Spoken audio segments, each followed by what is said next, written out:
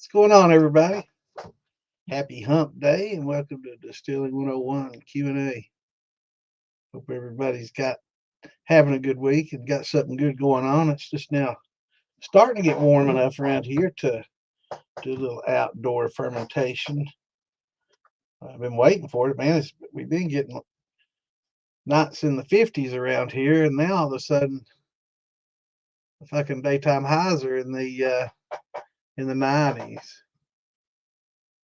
Let's see. Remove Rumble because it doesn't want to work right. Save changes. Don't know what's going on with Rumble. Seems a little harder to get into. I want to go back to the manual setup on that, but got to do my thing. Get my links out. You know the drill. Give everybody time to trickle in here and get a drink, settle down. Put on my spectacles so I can see what's going on. Yeah, damn.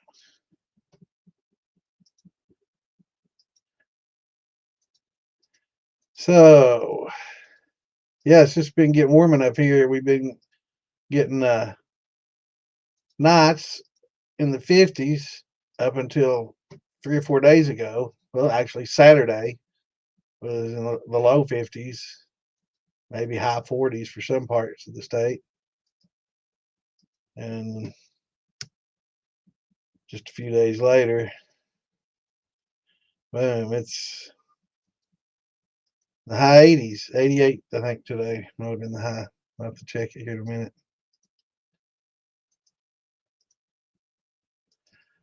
But anyway, it's just now getting good warm. So we can start doing a little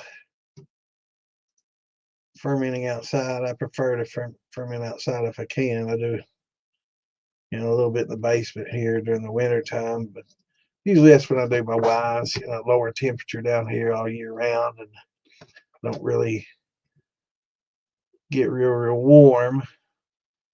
So I don't do a lot of the fermentations like the warm yeast like I use for a lot of mine.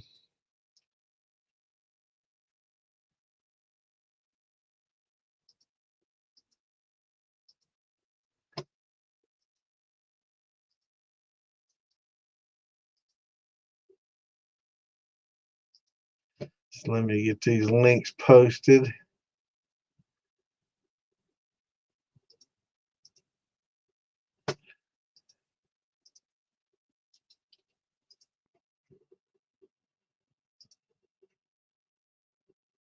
And then we'll get down to business, see what everybody's got going on. It's like festival season starting to kick in, and everybody's starting to get active. I think we got the popcorn Sutton Jam this weekend for those that are going. I don't think I'm going to be able to make it this year, but it's a pretty good celebration.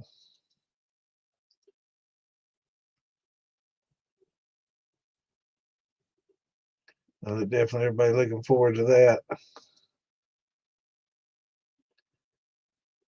Pretty good celebration. I'm not sure what bands and stuff they got coming.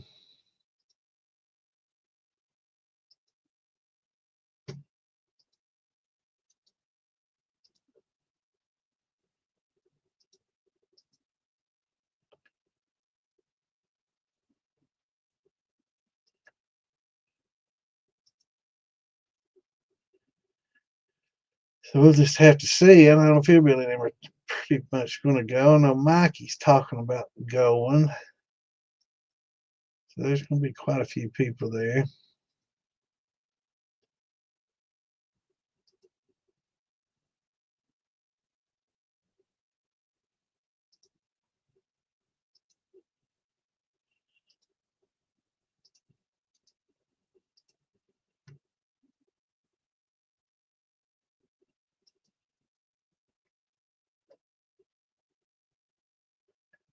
I hope everybody goes and has a good time. I just I can only do so many a year, and it's don't really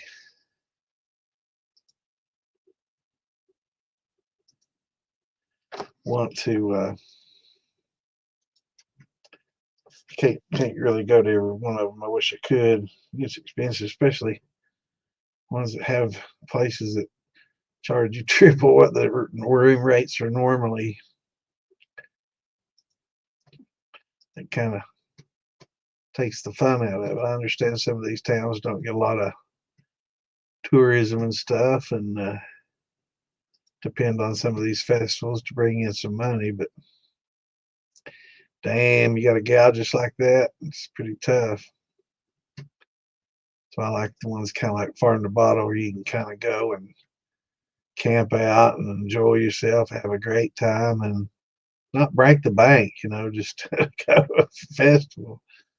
All right, that's as much as I can get for now. We'll try to squeeze a few more in here in a little bit.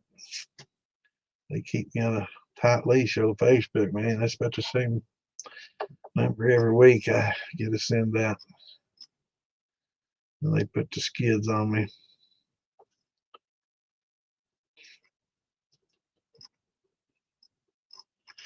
All right.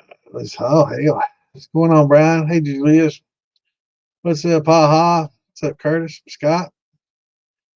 Stuart? Yeah, 87 there. Yeah. Let me see what I put.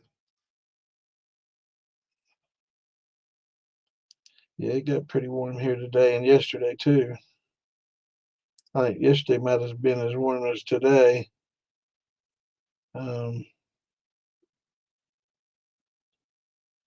Let's have again.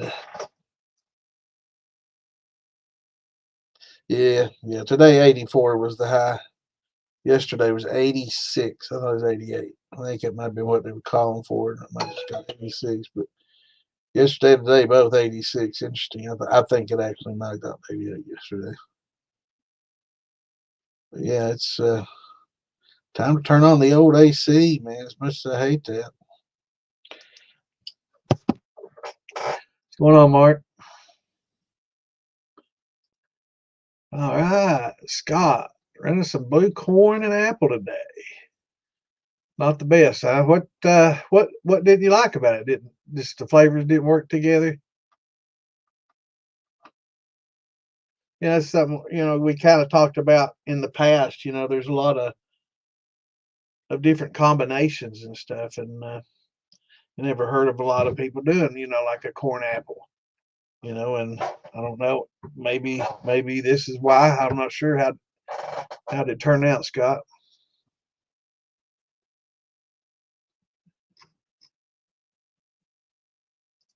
Jeff has a question about a rum I did a wash. And I got a question about a rum I did a 10 wash and add 10-gallon wash and add 3 gallons of back set. How would the back set affect the specific gravity? Well, hopefully, you're not going to have a lot of sugars in there to add to the density or to the viscosity. So generally, your back set will probably be some alcohol, which will be very light bodied, like, maybe thinner than water, right? Um, so unless you've got sugars in there or you post flavored, or you added some flavorings to the mash before you ran it, or something like that, it shouldn't. Um, it may affect the gravity if you have alcohol in there. It may actually show as a lighter bodied liquid than water, because that hydrometer is designed to measure sugars in water. So it zeros. And a good way to check it would be to put your hydrometer down into your back set with nothing else in it and see if it reads zero. So if it's reading zero, it's just pretty much like a water, but it may actually sink a little bit below zero because it's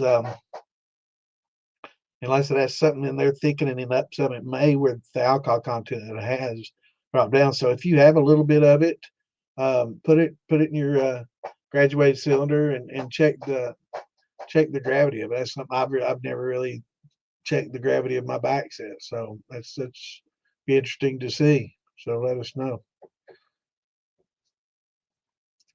Hoping to make the Shine On Festival in October. Awesome. Well, I guess my first one's going to be probably Fillbillies, I guess, up there in Ohio. We're going to go to hang out there July 11th, 12th, or 12th and 13th. I can't remember. It's one of the two. Let's see if I can find it on here. Shameless. Here we go. I love it when I have all these windows open and everybody starts sending me messages. Man, I've got like 15 windows open and they send me messages, and there's it comes in, it just sits there and spins in circles because I still have like 5 or 6 pages open that I was trying to share the link with that I wasn't able to. So yeah, it kind of lags me down there a little bit. Let's see. Yeah, 11th and 12th. That's Snickers Bar and Grill, Dayton, Ohio. So it should be a good time with Big Easy and Philbilly up here. Be good times. So it'd be nice to see a bunch of you guys and gals up there. What's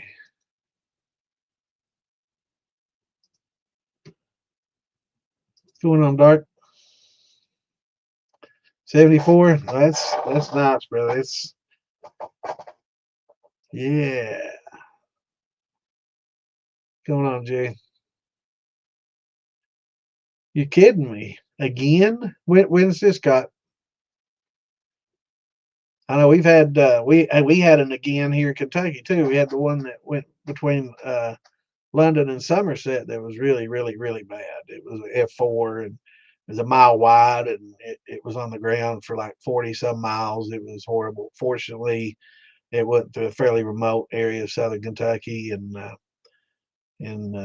didn't affect a lot of people, but it did go through some small towns and through some decent sized subdivisions, and quite a few lives lost. It's horrible.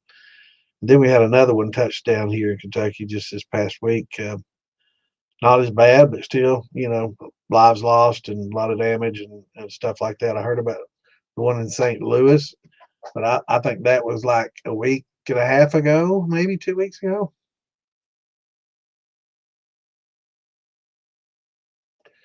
Kansas City. What's up, brother? Just caught a bass as soon as I went live and pulled it up, listened to the headphones, almost fell in the water, phone in one hand, phone in the other. Oh, hell, he's all falling apart. Well, I'm glad you caught your fish, brother. Out fishing, having a good time, listening to Santa.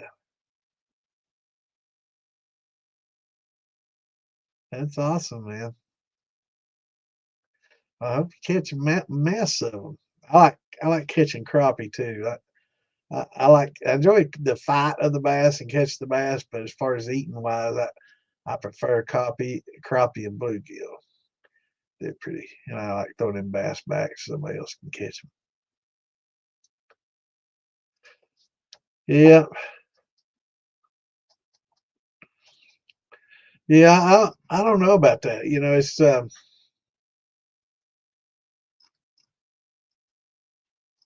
that's why I've always wondered. What some of these comments, but sometimes you got to try it because sometimes it doesn't turn out like you think it would at all. So you get surprised. So especially with a blue corn and apple. If I was going to do a corn and an apple, blue would probably, or the Oaxacan green would probably be two that I would give a shot with. But they've been doing it a long time, and I guess there's maybe a reason why you don't see a lot of people or hear a lot of people doing it, because it's both fairly common. It's like peach apple, or corn peach. It's just you don't hear a lot of people now. Apple and rye, or I don't know. I'm trying to think of some of the other mountain brandies I've heard. I don't know. It's just interesting, trying different combinations. That's what it's all about. The red corn and apple was great. Cool. Yeah, I was saying maybe the earthy, like a Bloody Butcher or something would be with the oils and the earthiness, and the apple might work together. You got to try to imagine how each individually would taste and then kind of combine those flavors. I know that's what, a lot of people do when they blend bourbons and whiskeys and stuff. They kind of take a bunch, 10, 15 different uh, whiskeys or bourbons and try each and kind of blend the two to get the certain notes out of everything. So, yeah.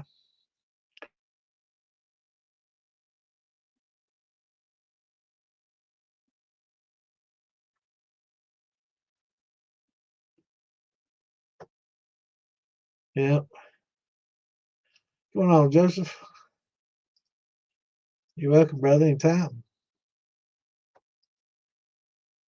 Today, the tornado? Wow.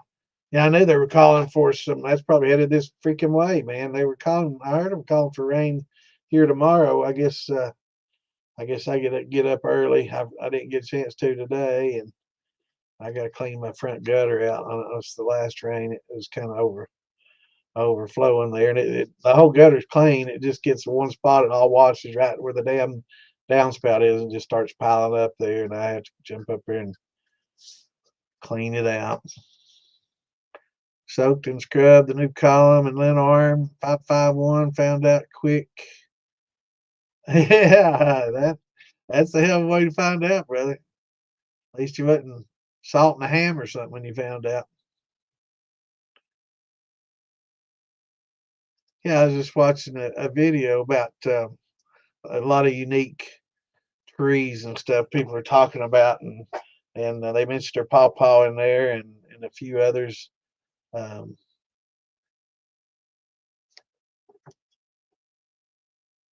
be pretty interesting to see some of them. Let's see, persimmons and pawpaws, and they named some stuff I haven't even seen that grows in zone 5 through 9 or 10 or whatever. So it'd be interesting to see. I wish I had room, and I wish I was a lot younger so I could plant a lot of these and live long enough to see them come to fruition. I guess you could say literally. What's going on, Jonathan? Coca-Cola recipe bounced around the internet. Uh, you can do sodas. I'm pretty sure Philbilly's done it. Hell, if you can check some of his videos out, I'm positive he has. I do know that we've had several guys that's done the syrup. They've got the syrups that kind of expired, and they couldn't do them in the fountain drink, so they just used that with regular water and a hydrometer and nutrients, and just made a wash out of that. But the actual Coca-Cola, let's see, I'm not sure what are they putting these damn. Let's see here. Potassium benzoate. That's got profession flavors. Phosphoric acid. I'd say if you let it go flat, it'd be fine.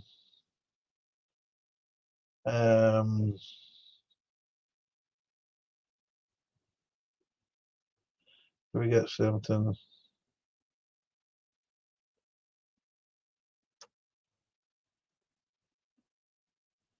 Sulfamine, potassium citrate. So those are your preservatives right there.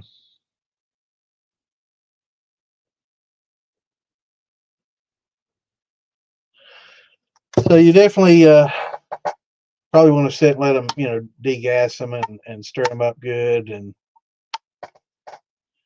I haven't looked for the Elijah Craig. I wasn't aware of it. Jeff didn't say anything about them change the bottles on us. going on, Detroit? How's it going up here, Benjamin? What's up, KP?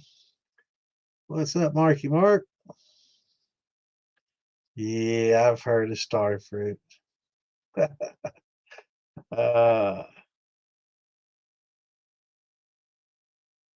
No, I haven't, but I do love me some Elijah Craig, so I'm gonna have to find one. Did they just change the bottle, or did they have a special one out, or did they just change the bottle on all of them?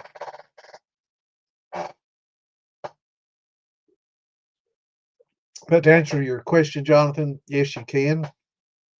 I think the guy that did the syrups had mixed results, but all in all, I was pleased. And I'm pretty sure Philbilly's done it. I know, and as a matter of fact, I know Philbilly's done it. He's done about everything that you can ferment as far as just, for the channel and stuff. Just tried a lot of different things. A lot of people try to think outside the box, come up with something new and unique and different. And Philbilly's all about that, man. He loves that shit.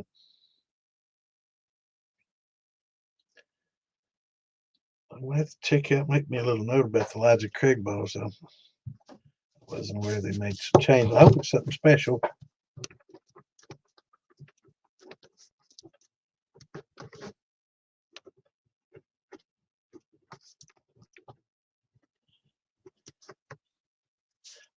If it's collectible, I have to pick it up. I hope it's collectible. Okay. My thing about the Coke recipe is that it's my favorite thing to cut my drinks with, right? Crown of Coke, cool. Goes flat before I finish the bottle. Hate wasting good Coca-Cola, yeah. Now, as far as flavor carry forward, I'm not sure how much you're going to get, as far as the flavor carry. Pretty much just going to consume those sugars. You might get some caramel notes carried forward from a Coke or something like that. But it'd be pretty interesting. I have to talk to Philbilly about that. If you're watching, Philbilly, hop on, let us know how that turned out. Oh, okay, yeah. Yeah, I got one of those. Actually, I got one of those. It's I think it was last year's, and it won the one of the most prestigious one of the most prestigious competitions. I think there was a 924 and a C924 or something like that, and then my B 312 or something. I can't remember what the daggone numbers are, to be honest. I think it was, I'm pretty sure it's C924 and B 513 or something, maybe. But I got the maybe 512. But I got the one that won. And a lot of people in the 924, it won a lot too. And actually both were in this same competition. So you're gonna make me get up and walk in there. Make me do that. I'll be right back. No,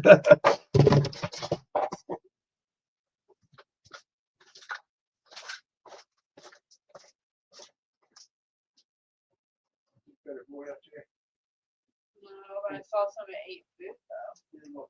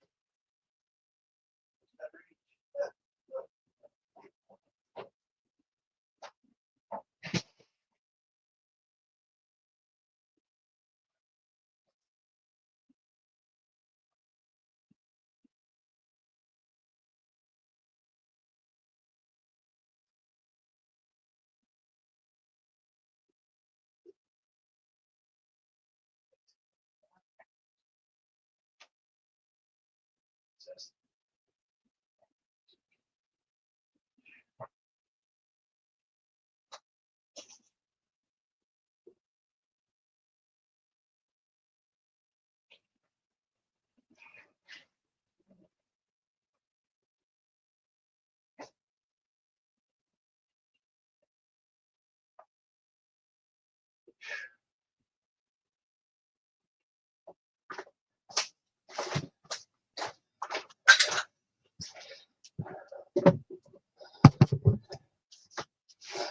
Oh man, I got so much shit in the way. Had a basement flood recently, so I got a lot of shit stacked up. But it was the B523, and then I think the other one was C924 or something like that, or 912. Hard for me to remember, but man, those that writing's getting awful faint on there. Hope it doesn't fade out completely. But yeah, that's good stuff, man. Yeah, 923. Yeah. Yeah, the 524, I had that also, but the B523 was the one that won the competitions. I also had a 524 that I drank, but the 523 is the one that won a bunch of awards and actually beat the 923. That was won quite a few other ones. So yeah, but both excellent bourbon, great value for the bourbon. The barrel proof is a little more expensive, but you know, you're getting a good barrel proof whiskey, man. It's really good stuff. I wish this wasn't fading so quickly though, man. Yeah, this is a 11-year, 5-month. And basically, I mean, it probably has some 12, 13, 14-year-old stuff in it, but they can only call it the age of the least that goes into it. So when they make a blend, whatever's the youngest, that's what it gets labeled at. They can't call it a 12-year-old if it's got a little bit from a 10-year-old bottle or a barrel on it. But yeah, that's excellent stuff, man. Hey, Lisa. Yeah, man, I love me some Elijah Craig. I also drink a lot of Evan Williams too, and Heaven Hill. Evan Williams bottled and bond, probably one of the best values in bourbon out there. You know, that's probably, I'd have to call that my spirit animal. I drink mostly that for my everyday, you know, kind of go-to thing. Definitely the bottled and bond's really good, and so is just the straight Heaven Hill, but it's a little bit more expensive, and I don't think it's a lot better. Yeah, they're both really good value wise. Hey, Lisa. Hope you're having a good day. Yeah, I do too, man. They put out some good stuff. They do for sure. Yeah, you know, and it's not always been that way. You know, they've kind of stepped up their game. I mean, they've never been like a slouch in the bourbon world, that's for sure. They've been around a long time, but they've kind of poked their head into the top shelf, you know, category. They've always been a middle shelf and a bottom shelf kind of draw, but at least, you know, when I was young, they were never really, at least in my opinion, were never really considered top notch. But they've upped their game probably in the last 10, 20 years for sure, which is probably as long as a lot of you have been drinking it. But yeah, I've watched them kind of come along. But yeah, they're good stuff, man. I like Heaven Hills for sure.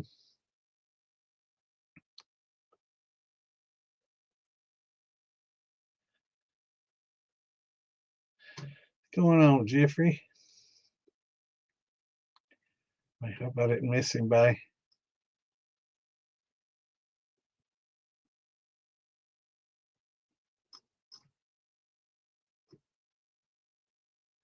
So do the Coke, and is it syrup that you got? You got some of the syrup, or are you just using the regular soda?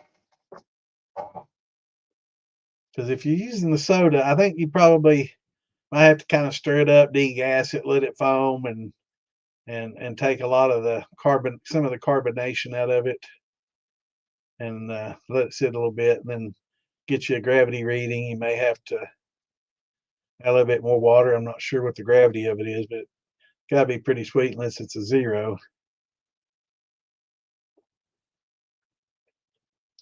I don't think yeast would like that zero very well.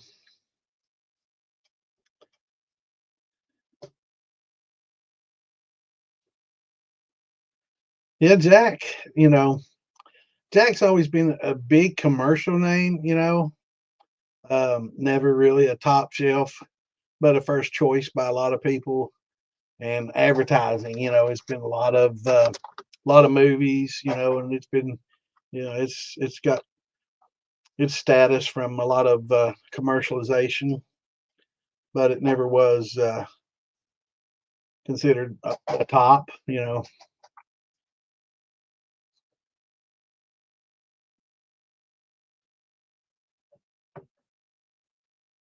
That's one of those Tennessee whiskeys, man. Yeah, there's a big competition between Tennessee whiskeys and Kentucky whiskeys. It's always been a big thing. That's why we do the battle between Tennessee and UK for the bourbon barrel in football. What's going on, Jeff?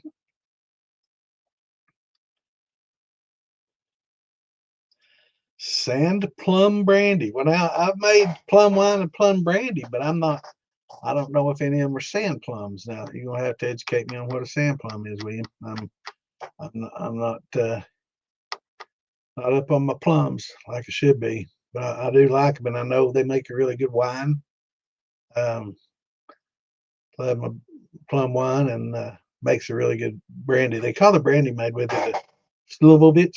I probably butcher that every time I say it, but what's going on, hillbilly?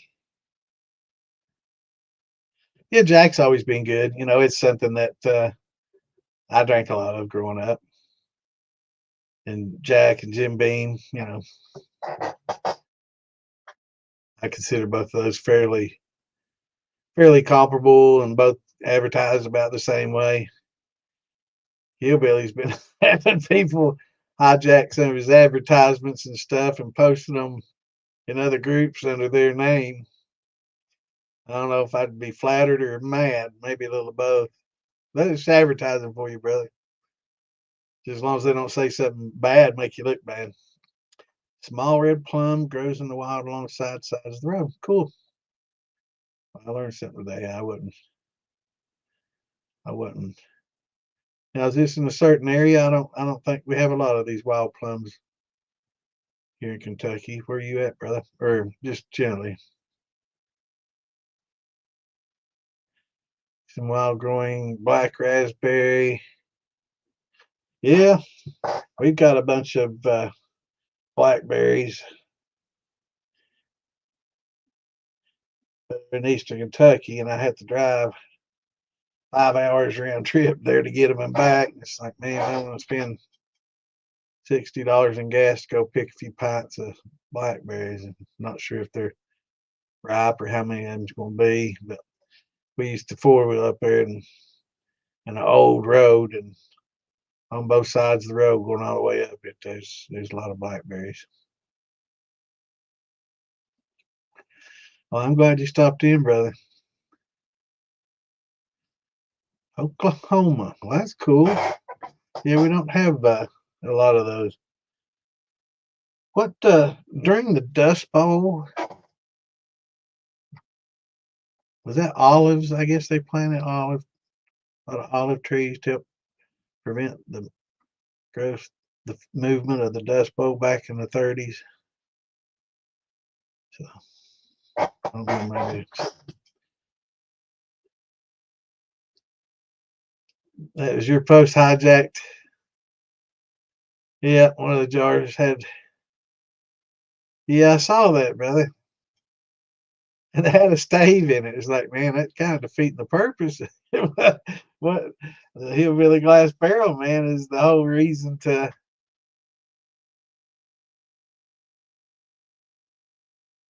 have the wooden lid.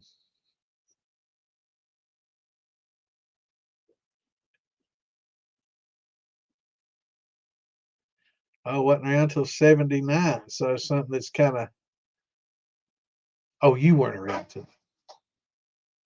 Yeah, I think it's olives that they planted like because they grew fast and would help uh, knock down a lot. I guess we got a lot of dust over here in the south uh, from the Sahara. A big dust storm blew through and it's blowing all the way across the U.S. That's interesting how that works. Yeah, I saw that.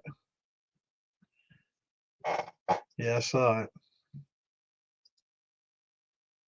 But yeah, back then they called it the Dust Bowl, and we had really really dry seasons all the way across the nation, and they were trying to stop the spread of the desert. They were afraid that it was going to cover the whole United States and it was going to spread, and we were just going to become one big desert. And so they, part of the Civilian Conservation Corps, all got together and I guess they had a chain gang and other people and volunteers and everybody worked together and they planted olive trees and other trees, hopefully, I'm sure, but to block the spread.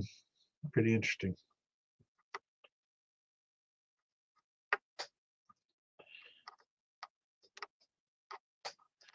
So, what was everybody's big wins and losses this week? Any other than their brandy not turning out as good as they thought? So that's was that a Blue Hopi or Ohio Blue? And what kind of apple? I don't do a lot of blends like that. I've never really done a lot of like I said, before. I think apple rye is as close as I've come to using grain and fruits at the same time. I'm trying to think of if I've done something.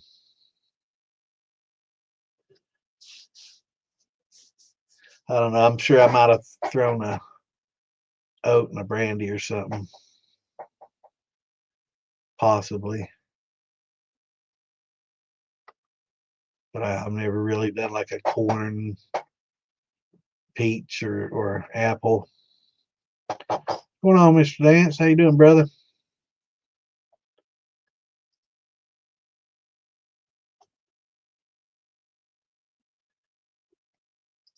Finishing installing all your new steel parts, vinegar in tomorrow. Awesome. That's awesome, brother. Look forward to seeing it.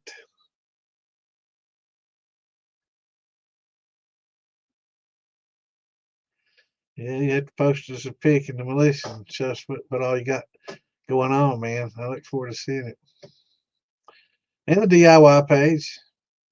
Well, I've been thinking about, I have to talk to Eric, but I've been thinking about adding maybe the DIY and shine and stuff.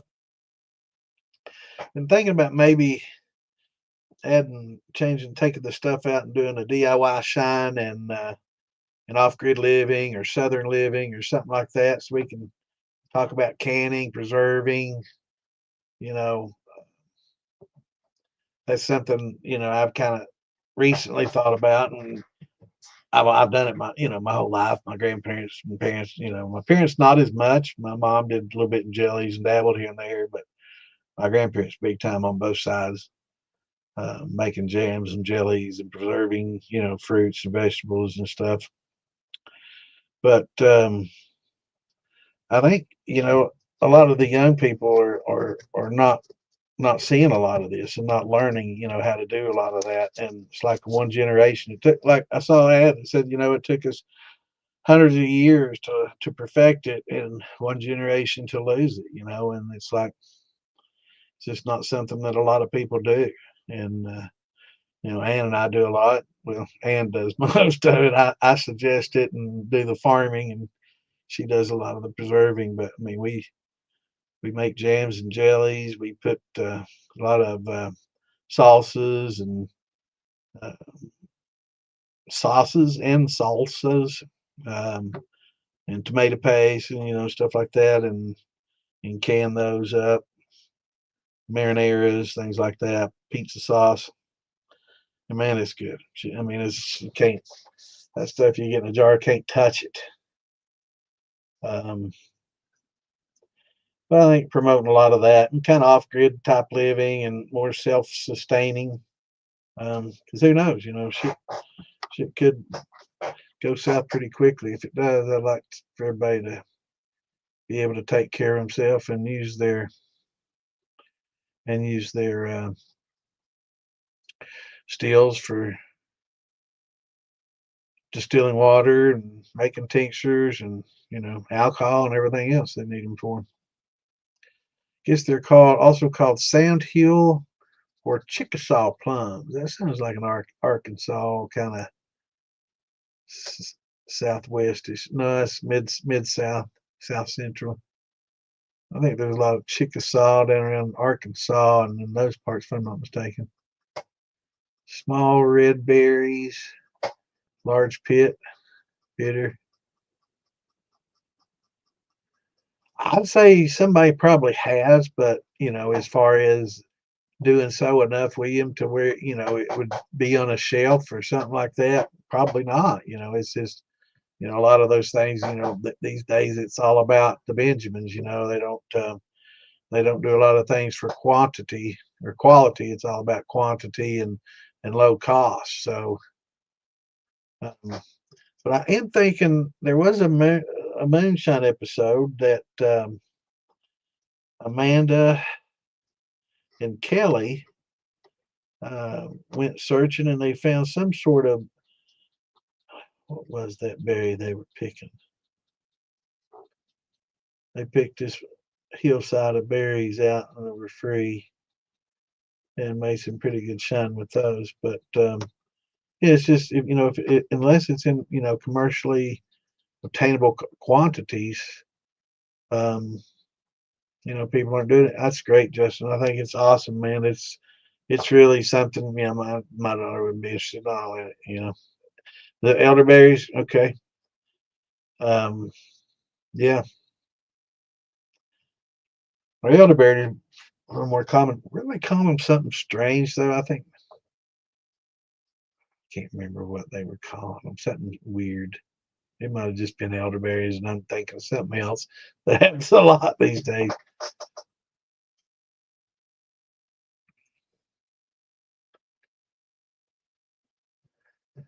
Where's Jay when you need him?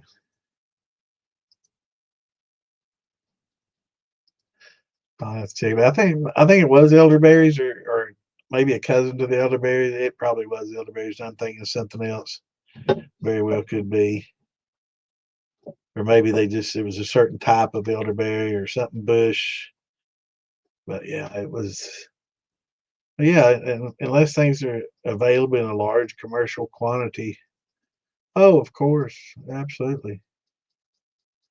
And that's what it's all about. Here it's all about hobby. But that's the reason you don't really see it on the shelves and stuff, is because it's just not something somebody really did and turned out so great that they're going to plant orchards, of these small little berries. And actually, that might have been in the video. I send myself these little videos so I remember them. So instead of just sending, let's see, let me find me on here. That's not, yeah, scroll. Here we go. Um, and I wish I could send these. I send a lot to Lisa too. I probably aggravate the shit out of her with all the all the plant stuff I send. 5 unusual fruit trees. Let me play this real quick. See what it says. 5 unusual fruit trees to consider for your backyard. Pawpaw was one of them. I got that one. Um, Mango banana combo. Persimmon. Yeah, I mentioned that one. Chocolate date. Yeah, okay. Medlar, popular fruit in the Middle Ages. Got an interesting, curious fruit. Meats like a date and an apple. Melonberry or childberry. Uh, Little berries that grow on and mulberry, of course. Mulberries does grow very easily, zone 4 to 8. And but that's not the one video. Let me see. Um,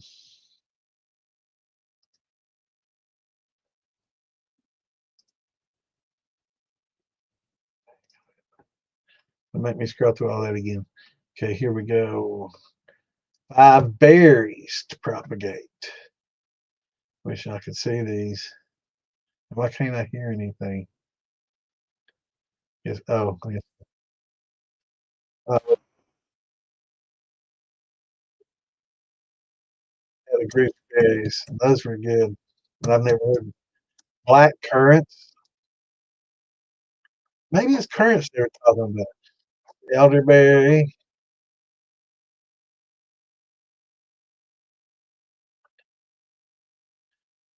Blueberry.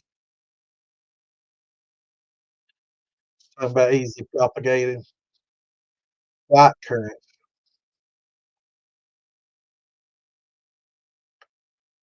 Okay. Well, that's good. What's going on, Jeff? Yeah, it may have been. What's up, brother? May very well be an elderberry. I know him and Amanda are up in the Northeast looking at fermenters this past week for their new distillery they got going in, Unholy Beginnings Distillery they got going in Virginia. It's gonna be interesting. I can't wait for the grand opening. So that's one of the reasons I have to kind of leave. Oh no, guess what happened? My cousin puts out a notification that we're having our one of our family reunions for the Scott Justice family reunion September 13th. Guess what that's weekend? It's Far to Bottle weekend, you know. Tough. That's tough. You know, I haven't been to a lot of this particular reunion. We have a couple different ones. I haven't been to this one in a while, but you know, yeah, Unholy Beginnings. Um, is that what did I say something different? Um, but when you start getting older, you know, and you got old dads and stuff, you know. So I guess I just have to spend a little extra time with him on Father's Day and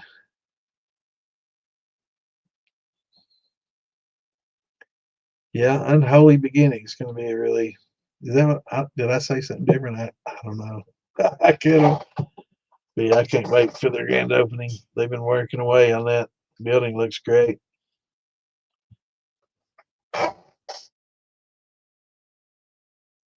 And Jay and Amanda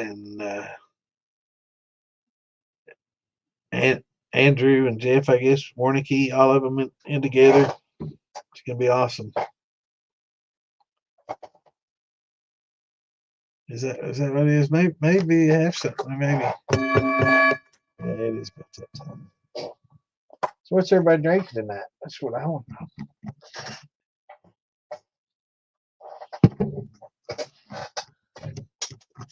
This is peach and some Weeded Buddy Butcher. I got a little bit of this left. Been sipping on that for a little while. It's 135 proof, so I don't know. Jack 12, huh? Jeff, did you hear? I guess Elijah Craig has her new barrel proof out. I'll have to swing by and grab one. I just go by the liquor store and get that. But I'd like to know if there's a specific number I'm looking for. going on, Richard? Richard, you're here just in time, brother. We just took a shot. Working tonight. Uh-oh. All right, brother. Thanks for stopping in. Good to see you. Don't work too damn hard. B525, is that the number to look for? Not enough. There you go.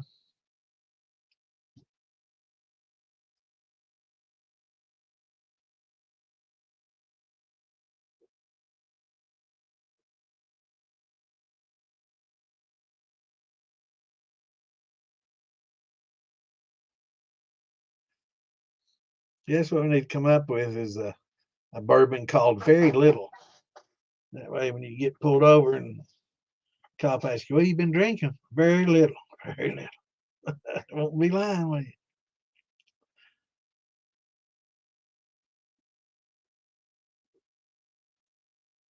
So don't work too hard, Richard. B525, huh?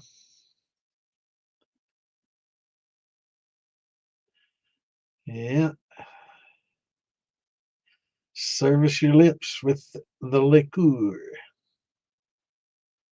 B525. Well, I've got a B523. I need to put dates on this. This date. Maybe the EPC could give a date, but I don't see any hard date on it. But this is last year's when the 523 did so well. We were just talking about that a little bit earlier, Jeff. B plus is the second batch of the year. Yeah, they do A, B, and C, I guess. Oh, well, that's good to know. So this is the 523 is from 23. Then it's a couple of years old. Okay. So I guess this is the equivalent to the 523 then.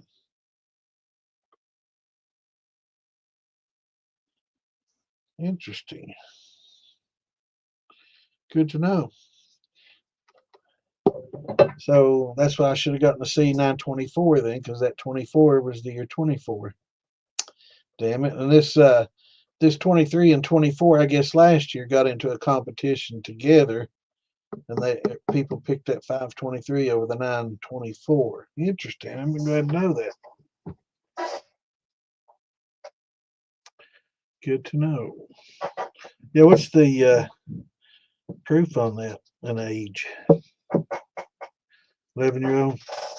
Yeah, this is 11-year, 5 months. Actually, it's 13 years now, but not in the barrel.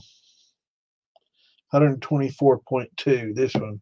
I think that 923 might have been a little higher. What's up, Clint? I didn't see you sneak in here, brother. What you been drinking? Very little, man. Or maybe a beer named Nothing. What you been drinking? Nothing?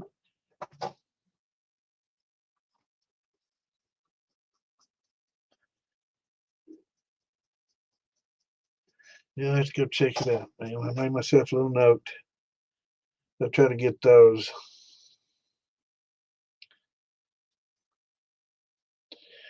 Pretty good one. Was it the C923 that was competing with this 523? Yeah, that could be. We were thinking 924, but it could be. It could be. I could be very wrong. So 5, I guess, is the month, and 23 is the year. So this was a May 23. Very good to know. So y'all get in the storm. Let me check it out here. I haven't checked the the weather. I know it's supposed to get better. I hope it doesn't start tonight, man. I hope I have enough time to get up in the morning and let's see what the, oh hell, it's going to start at 2. Oh, 2 p.m. tomorrow. Great. That's awesome. Good. That'll give me time to get my old ass up and clean them gutters up front. They were pouring over and bad. That last storm we had both through here that, well, we got a tornado out of it last week, but it was close enough. My daughter called. They were doing the sirens, but it just touched down in a more remote area and didn't do a whole lot of damage. Some people were injured, and I think there might have been some loss of life, but it wasn't real bad, right? So yeah, good. Hey, babe, Yeah. remind me to clean the gutters up front tomorrow.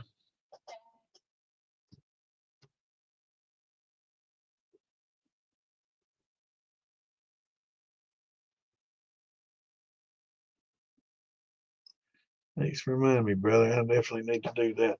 I don't want this basement flooding again, man. This is the second time it flooded, but when it rains for a week straight and just saturates everything, it's just has nowhere else to go. The groundwater's saturated, everything's saturated.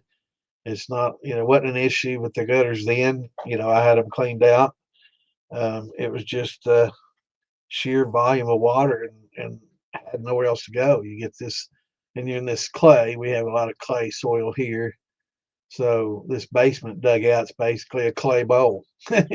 Water just really doesn't drain well in that clay. So it finds its way, once it saturates everywhere, it just kind of builds up around the basement walls and every little crack, it'll start coming in. So actually I had some this last time come in an area that it didn't the last time it flooded. So we're going to have to put everything up on little blocks of wood down here from now on, furniture and everything. And I'm going to put some tile down and kind of block everything up a little bit. That way I can just wet back underneath everything and not have to worry about anything. Keep everything up off the floor. Put the pool table up on blocks a little higher, and get rid of all this freaking carpet and all this um, parquet flooring. Got some nice tile. They got some marble looking tile, pretty cheap. I'm gonna put down here. It has a pretty high end look, but it's just a porcelain, printed porcelain, but it looks really nice. Looks like a marble. And most importantly, it's cheap. So that's going to be good. One of my big wins is inside this pouch for the week, but I can't show it on Facebook or get in trouble. But a SIG case. And some of you know what goes in that. Got me one of those P235s, X Macro Tac Pro. Does that sound familiar? Really good feeling gun, man. I'd love to pull it out and show it, but fucking Facebook, man, they're funny about that shit. They don't. If you're a big page or something that's a gun page, that you two both, they're kind of funny about it, both of them. I know Afraid was doing a video and somebody pulled out a gun and just in seconds, the whole feed went out. So yeah, but yeah, it's feels really, really good. The trigger's a little heavier than I expected. Everybody talked about such a really good trigger. It feels to be 6.5. I'm used to about 3.5. I usually change out the triggers. I like a little lighter pull. So I'm gonna have to work on this one, but man, it feels so good in the hand.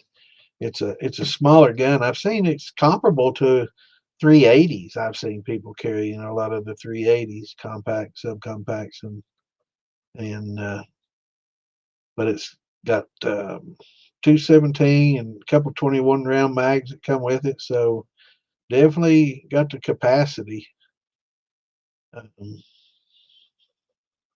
They had one that's a 3.1 inch with the ported barrel. It had the ports on the front.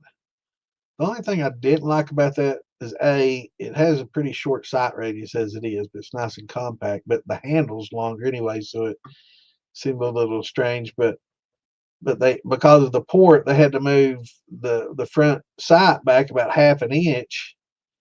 It's like from back sight to front sight, it's only that far apart. So that's a pretty tight, sight radius there. So the 3.7 TAC Pro looked a little better. It came with this case, came with the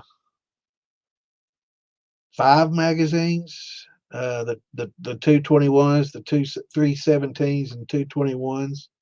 And then right now there's a rebate, and the rebate you get 2 extra magazines. Hopefully it'll be 21s, but I'm pretty sure they're going to be 17s.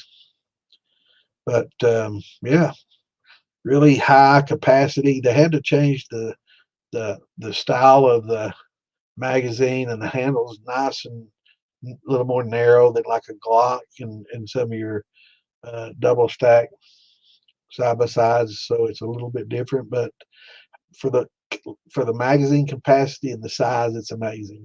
It really is. Great feeling good. If you have a chance to get one, find one. I know he's new. They're kind of pricey. But Jay, I think he said he found one for $400 or $500 used. So that's pretty good. You can start finding used. I also saw a great deal at Palmetto. They sold out pretty quick though. If you're into 40 cal, they had some HK USP 40s that were police trade-ins, used police trade-ins, and so a lot of them were, like new shape, really good condition. That's a really good gun too, but that's a full size gun. It's big compared to this little gun.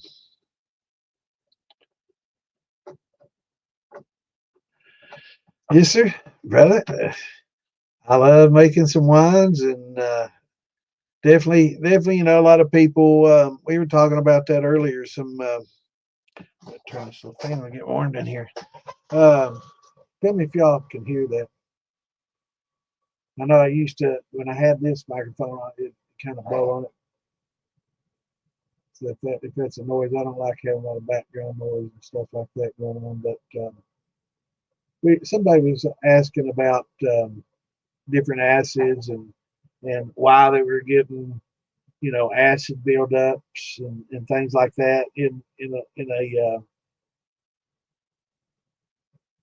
a typical mash that they do, quite often. And all of a sudden now, it's got a lot of lactic acid and acetic acid buildup, and they were curious why all of a sudden um, did this particular one do it when they've been doing it the same way for so long. And that's one of the frustrating things about distilling is if you don't really do it scientifically and check all the parameters and keep everything as close to the same every time, you'll get some changes.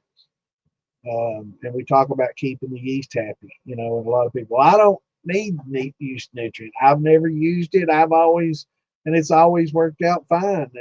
And it will until it doesn't, and it may be stressed and it may have been a lot better had you not used the nutrients and stuff, and it's a lot of people think just because something works without something, it doesn't need it. And that's the difference between good, better, and great, or average or mediocre or shitty. So, it's good to do a lot of these things and to keep them, tolerances as tight as you can to, replicate it and get consistency. That's really, once you try to do that commercially, consistency becomes huge. Anybody can, turn out a decent brandy, every once in a while, but to make it, no, you really don't want it in your must. It's okay for like a mash if it comes late, but really in winemakers, it's always been a horrible no lately, there's always some trendy people going to be different. It's, oh yeah, they're introducing lacto in some of their wines and all this shit to be different. And I doubt that it's going to win any awards or competitions or anything like that. But people are doing it. And if you do things properly, Clint, you won't. Um, but yeah, let's see.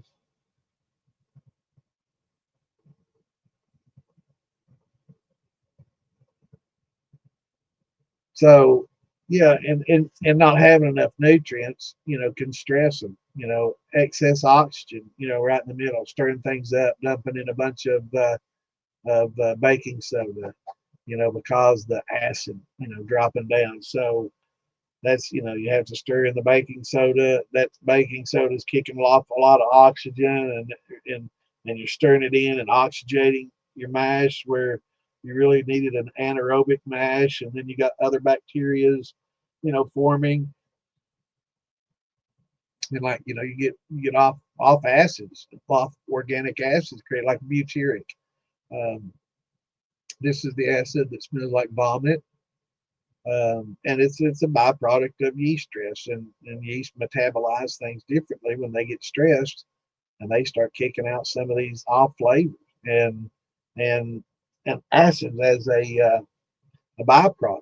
And a lot of the acid, acidic acid stuff, is just part of the fermentation process, and you're always going to get some. That's kind of why your pH tends to drop over the period, of the fermentation, which is why we talk about using the stabilizers if you want to use the 5.2, or using the oyster shells. Crushed oyster shells have been boiled up and cleaned up real good, and put those in there. Anything to help buffer, to help prevent that from getting to a point where it'll stress the yeast. And then also making sure you have enough yan and fan. A lot of people think, oh well, I've got this in there. That's a good enough nutrient. They think, well, because fruit's a nutrient to us, fruit really shouldn't need nutrients, right? They think yeast eat, and that's not the case. You got to have a yeast assimilable nitrogen, which is a yan, and a fermentable amino acids, or fermentable amino nitrogen. So that's the yan and fan. Um, and you really have to have that nitrogen, to feed the yeast. You can grow a plant without fertilizer. Does that mean you don't need fertilizer? That's the mentality of a lot of shiners is, I've done it without that, therefore I don't need it. And that's like, so I grew a whole garden without using any fertilizer. Okay, and you didn't get much production out of those plants, but yeah, I got production. I got some. I got a couple dozen tomatoes out of them 40 plants. But okay, but how much would you have gotten had you fed them properly and treated them properly? You'd have got a lot more. So, and it would have been better. So sometimes it's not just because something works without something doesn't mean that you don't need that to make it better. And that's and I know a lot of times that's, I get that, well, I've never added it before and everything's turned out okay. Well, what's okay? That's a subjective answer and statement. What's okay to you may be shit to somebody else, and who's to say it wouldn't have been a lot better had you not followed? If you had followed, some of the steps and things that you can do to keep your yeast happy. Now there are certain techniques where seasoned distillers kind of stress yeast at a certain point to get an off note intentionally. But that's just something that they experiment with, and maybe they've got it in, but they do a controlled fermentation, so everything's pretty much exact each time, and they can make small changes. Yeah, I need another drink, don't I? Damn it! See that, Morgan? It's supposed to keep me hydrated. Man, my throat's getting a little dry.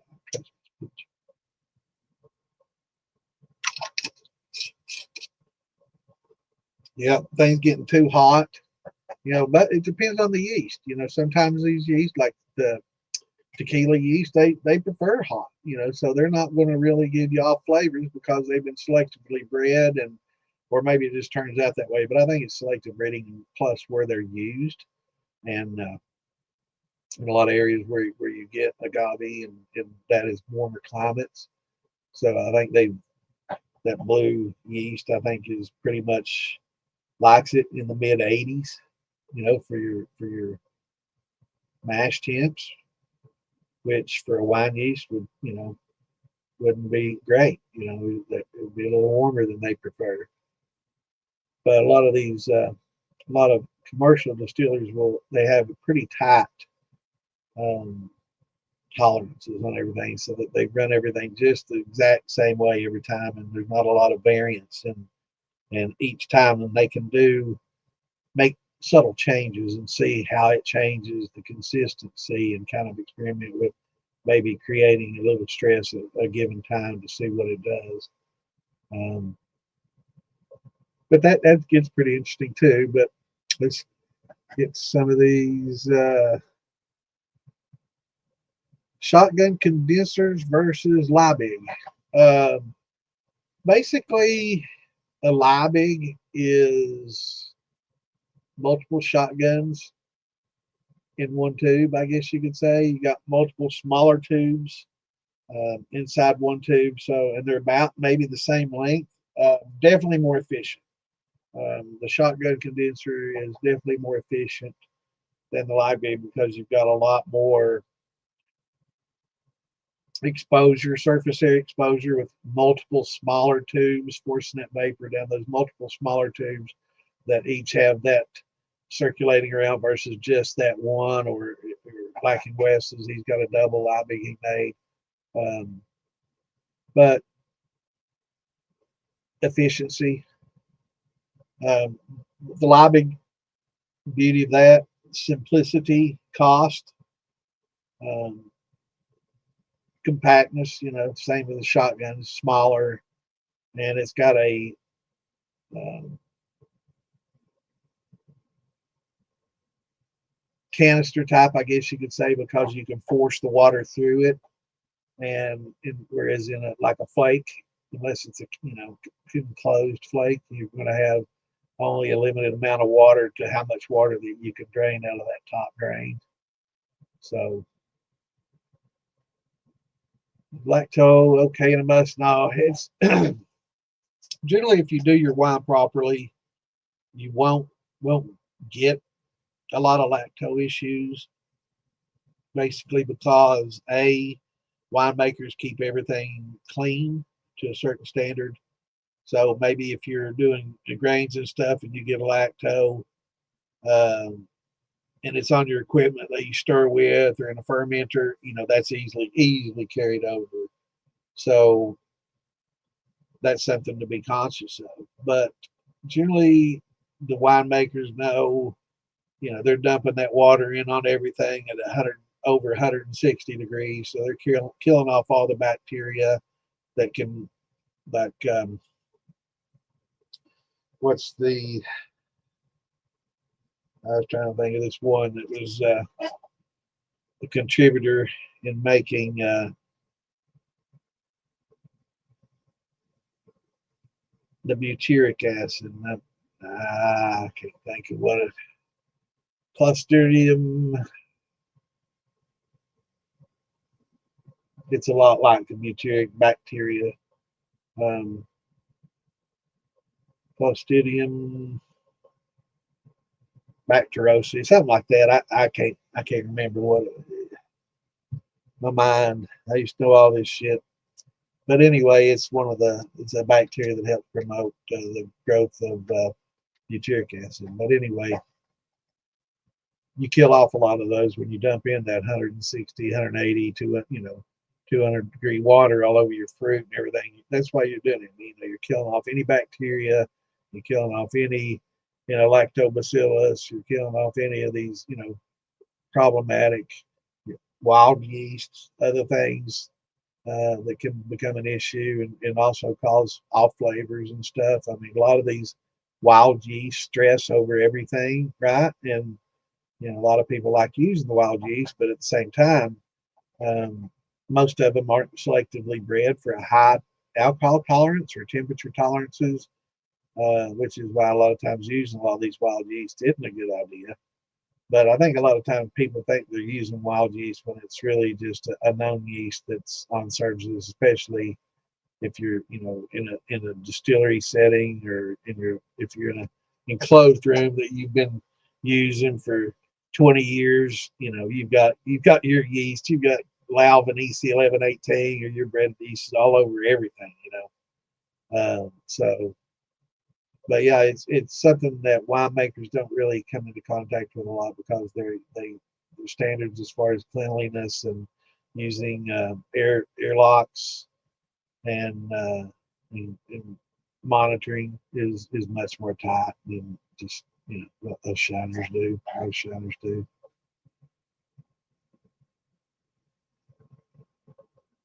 Yeah, yeah. It's and it's because the diameter of the pipe generally holding that shotgun is going to be a little bigger than the Liebig.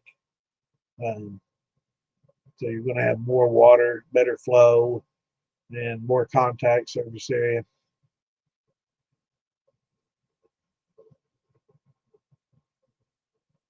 Yeah. Yeah, 65 to 75, 60 to 75, that range is, a sweet spot for most people, as far as temperature wise. So yeah, keeping it cool to 60 to 75 in that range. A lot of people think it has to be down in the 40s and real cold, and it doesn't. It condenses very well at 60 to 75, and seems to be a pretty sweet spot for a lot of people, I found, and I've found the same over the years. And that's, I try to keep it within those ranges. The child is Norway. I find it amazing how Quebec yeast loves heat, and how certain strains can produce such prominent fruit flavors. Yeah, no, that's when you talk about the temperatures, you really have to know your yeast. And the Quebec yeast, a lot of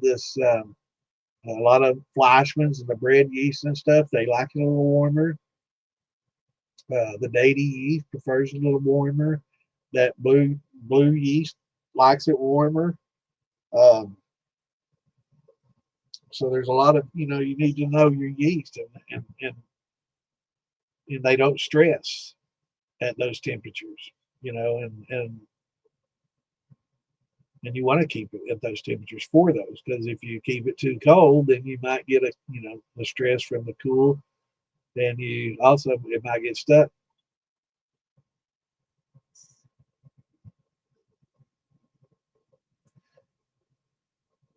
All right, Clint, you had me wondering if he was from a child from Norway, man. I was like, man, I didn't know he was from Norway. Okay. Growing up as a child in Norway. All right, I understand. I can auto correct fucks with me a lot too, really. What's going on, Rick? Apple brandy with a thumper or without? I always say without. Um, if you can put maybe a jar rig for if you want to infuse some extra apple flavor, I think that's great. I think just the thumper alone in general, um, you might lose a little of your flavor, because it does leave some water behind. So if you're using a thumper to infuse flavors with, I think it'd probably be okay if you got it full of applesauce, or applesauce and some apple cider or something like that, and you're going to infuse and do that. I think that would probably be fine. The jar rigs tend to flavor a little more without holding a lot of the water back. They don't fill up as much, maybe get as cool as a big thumper. So, you got a small jar instead of a big, huge 5 gallon, or 10-gallon thumper. My watermelon it's ripening. That's, it's ripening. I'm going to let it get good ripe. And I'm not going to give too many secrets out about my watermelon now. That's something, after it's all done and said and done, I will. But there's certain things happening right now. I can't. I could tell you, but then I'd have to send my men out.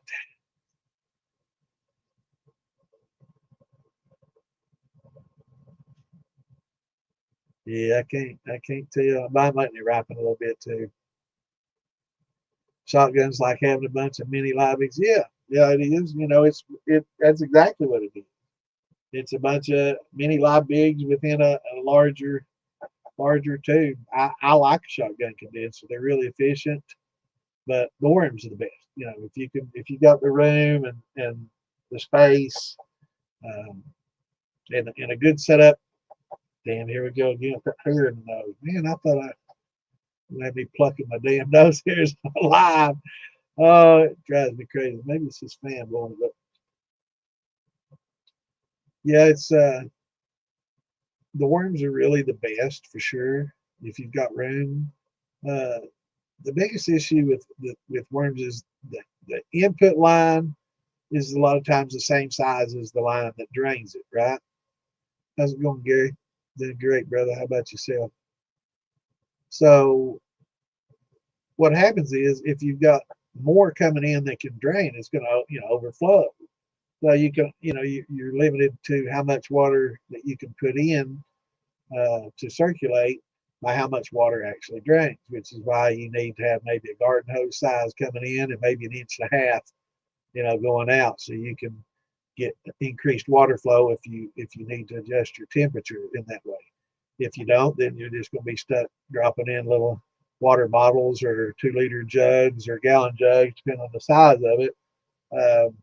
Ice, and I've seen a lot of people talk about, man, I don't know if I can run this way and not much more, this buying these bags of ice is, they're buying bags of ice for their condenser. And I'm like, no, no, no, no, no, brother. You gotta save room in your refrigerator, or I mean your freezer, for 2 liter jugs or gallon jugs or water bottles if you have the small bever, that you just set that right in the little pot right in the middle of your worm.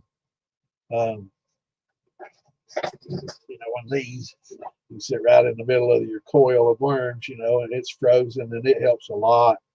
Without that, you can't even regulate the temp of those little worms. What's going on? I'm glad you enjoyed the content.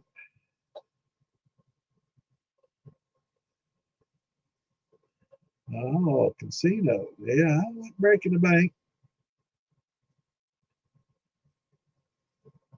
That's all I've got. It's real followers, brother. Ain't no bots here, man. No bots. I know a lot of those streamers and stuff. They have little bots and stuff that increase their numbers, so it looks like they've got hundreds of people watching when there's like 30. But nah, brother, we're good here. But I'm glad you enjoyed the channel, man. If you like distilling, pull up a chair and we'd be happy to help you out, teach you whatever you need to do to get started going. But yeah, having the larger drain on your flakes always been a factor that to increase your flow rate.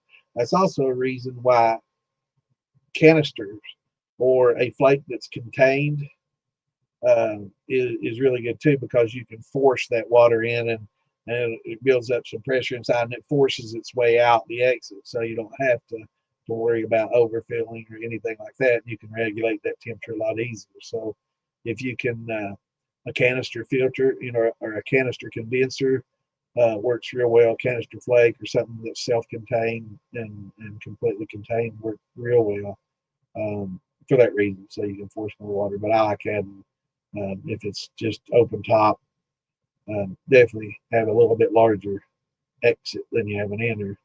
That way you can have a little more flow if you need it.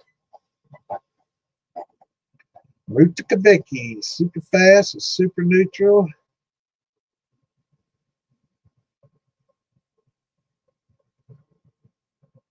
Interesting. I've not tried a lot of different varieties of Quebec-y, but I don't think I've ever heard people say anything bad about a Quebec-y yeast. That's I've heard a lot of people get mixed reviews, especially on your turbos, and there's a lot of reasons for that. But with the Quebec-y, I've never heard anybody say they didn't like it. Now the yellow label, I've had some mixed reviews on that, and I'm still going to do my experimentation with that. But yeah, well, that's I appreciate that, brother, and we do the shit show just to kind of kick back, have a good time, and just talk about whatever, and not really have to worry about the rules and things. We kind of limit the exposure to where it goes, so we don't piss a lot of people off, and just get drunk and talk about whatever. It's fun, but yeah, it doesn't have the viewership, and we want to do more educational stuff. Philly, at one time we weren't even putting the shit show on his pages and stuff because it really just didn't add much to it. It's just much fun sitting there getting drunk, talking shit. We have fun, and the people in the group, some of the groups coming in, we got the regulars coming in, and all sitting around talking, getting drunk, shooting the shit. And it's fun. It's a lot of fun for the guys and gals to do, but it's it never was intended to be anything educational. It's just a lot of fun. Feel really likes giving people a voice, and they can come in and open mic, and anybody that wants to come on there can. If there's not 10 people, we'll give you a chance. You can come in, we'll give you a chance to talk. And a lot of trolls get in there, come in and start saying shit, boom, they're out as quickly as they came in. And we just crossed our fingers that Facebook or YouTube didn't hear what they just said, you know. But we try to keep it clean and try to limit hate speech, but also at the same time we don't try to censor. Yeah, yeah, hairy starfish, yeah, yeah. And we're also here on Saturdays, not just Wednesday, brother. Wednesday and Saturdays. But there's the girls come on Thursdays, and they talk about a lot of stuff, and Lisa and them talk about tinctures and herbal remedies and things like that a lot. And her and Mark do that as well. I think on Mondays, I think it's Monday that they have a show. They talk about that kind of stuff too, and I love that. But I would like to see more shows about off grid living, southern living, remedies, recipes, you know, canning, doing a lot of stuff like that. Love that kind of stuff, and I think that's really something that I want the next generation to learn. Oh no, nothing like turbo. Yeah, I was just saying that I've never heard any complaints about a Quebec-y, but I've certainly heard a lot about turbo, and I've heard a lot of people dogging, bread yeast and trying to give it a bad name. And I guess maybe their expectations were a little higher than what they should have been for a bread yeast.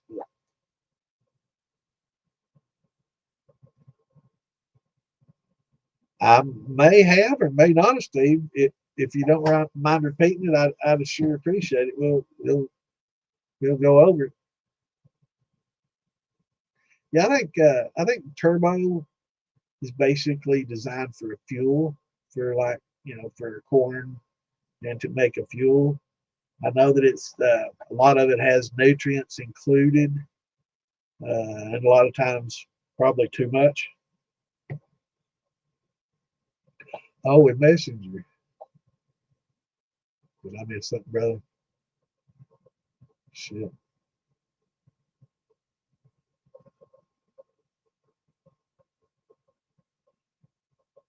And it only lets me go back so far. And I get a lot of messages. If I didn't answer you, I didn't see it, brother. So if you can find it. Oh, it did. It's already finished. Yeah, they're easier on the eye than me. I know what you're saying. I hear you, brother. I don't take offense to that. I agree with you 100%.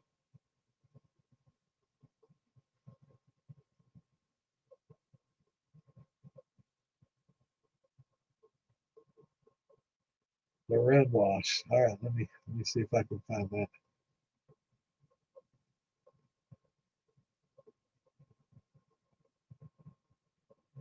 Hmm.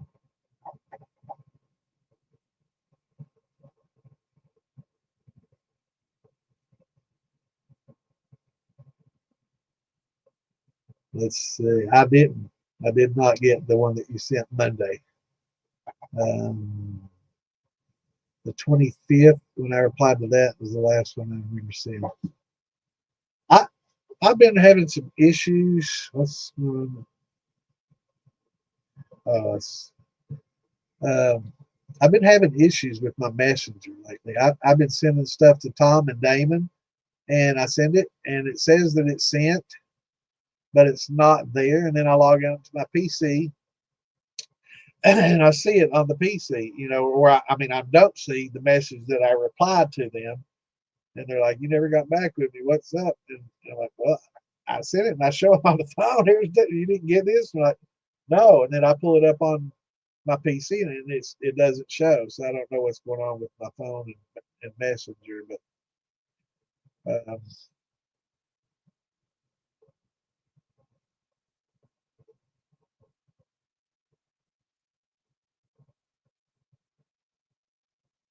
has some bubbles. Should have cold. Now, cold. I did. I remember this now. The run being cold crashing, and by God, I think I can fucking prove it. This is a perfect example of it. I did answer that, and you didn't get it. Let me see if I can find it on my phone. Because after reading about that, talking about cold crashing, it reminded me of it because cold crashing is a term used for filtration, and it's basically when you're um, trying to filter. It's called cold filtering. Cold crashing is when you got a mash. Well, cold filtering can be done post distilling too, but when you have a mash that you want to settle out faster and all the particulates to drop, you got like a milky mash. You've racked it off.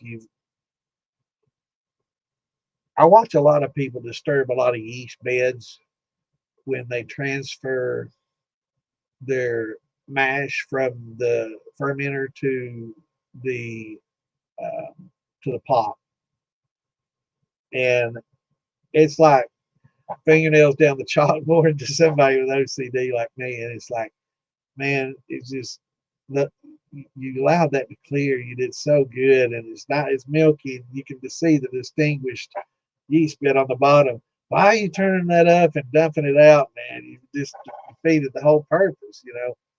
So use a tube and just rack that off, and try not to disturb that yeast bed in the bottom. That's something you really don't want to distill. If you don't scorch, it's still going to give you some off flavor. Now it could be good flavor. I'm not going to say it's always bad, and it's good to have some in there. So you don't want it like clear as my peach brandy. Um, but having a little milky, looks like you got some milk in there and just off, just not clear, but milky. That's okay, to have it kind of like that. But yeah, I did answer that 100%. This is another one of those times when my phone didn't send it. Yeah, well, I ain't gonna post it here. Yeah, let's see. It pisses me off that it's doing that too.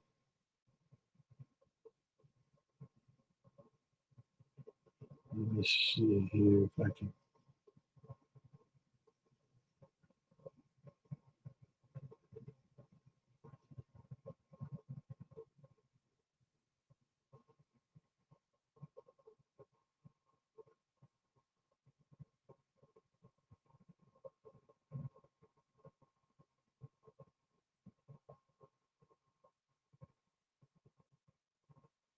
Well,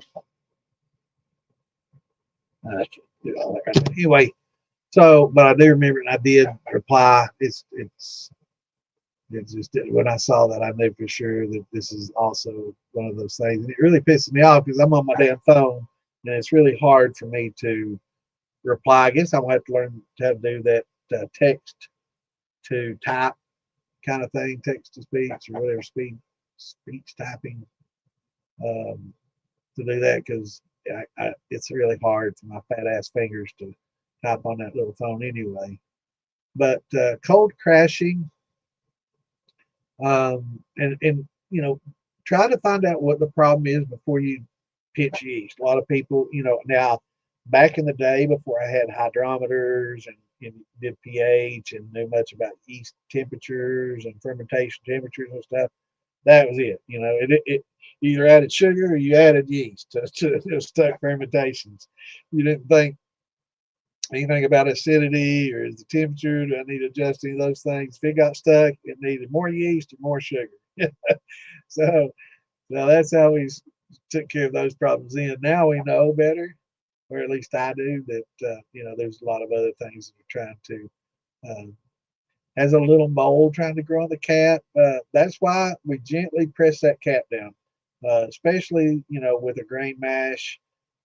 First few days. Now with a lot of your washes, to get a cap, you might get some foamy stuff on the top or something like that. Depends on what all you're putting in there. So you're not going to get a big thick cap, of organic material per se, but anything on the top, if you're getting stuff on the top, kind of it's okay to mix that up a little bit, kind of press it down. Any molds, anything like that, press it down in the alcohol and let that go ahead and kill it off, or scrape it out if you want to. A lot of times it's just yeast. It could be lactose. There's several.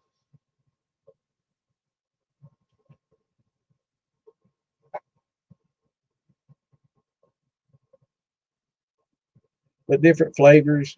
As far as flavor wise, um, post.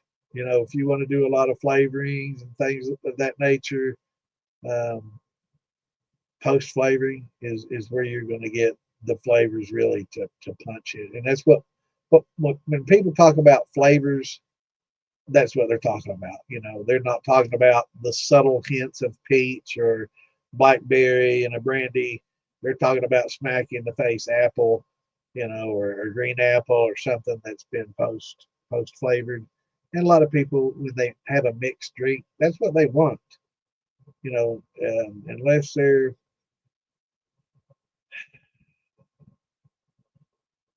picky or particular, uh, most people want a fruity drink or something sweet or something that has a lot of flavor, and that's why with a lot of what we make, put it in the barrels that get that flavor from the barrel itself, or like your apples,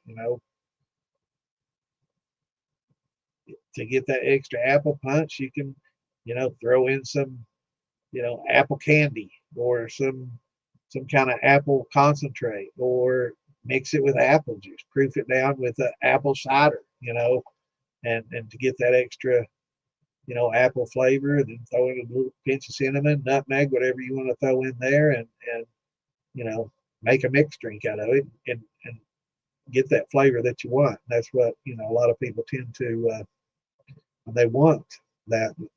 All right, let me go back here. I was looking at a different page than what we're on. Cold crashing, yeah, cold crashing is tends to get back to that. If you've got all your yeast bed and everything mixed up and it's early on, it hasn't settled, putting it outside will help things settle out quicker. So that's what they're talking about when they cold crash. It makes it settle out quicker and right for clearing. Uh, right, Clint. So that's what they're talking about when they cold crash. Post distillation, they do what's called cold filtering.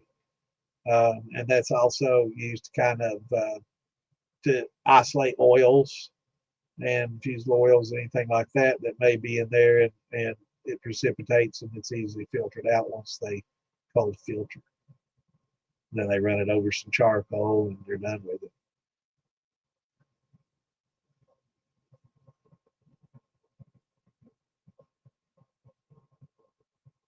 Want to use a clear hose? Yeah, you can use, the vinyl hose. There's a lot of the hoses that are made that are okay with alcohol. In your mash, your alcohol content's pretty low, so it's not like, it's a really going to be a solvent for your hose. I don't think I'd leave it a vinyl hose in there for a long time, but I know that Proper Pour and a few other companies make hoses that are used in bars for beers, wines, and mixed drinks and alcohol. They have big vats of it. They just have it coming through this vinyl. I say line, it might be silicone, but it's flavorless. It doesn't affect the flavor of it. There's Phil Low. Phil, we had somebody on there talking about distilling soda and like Coca-Cola and things of that nature. So I know that you've probably done that, and your ears probably burnt when I was talking about you just a few minutes ago. But I was telling them to come check you out. See, I know you've done it before, but if you could maybe post a link or something for a video of that.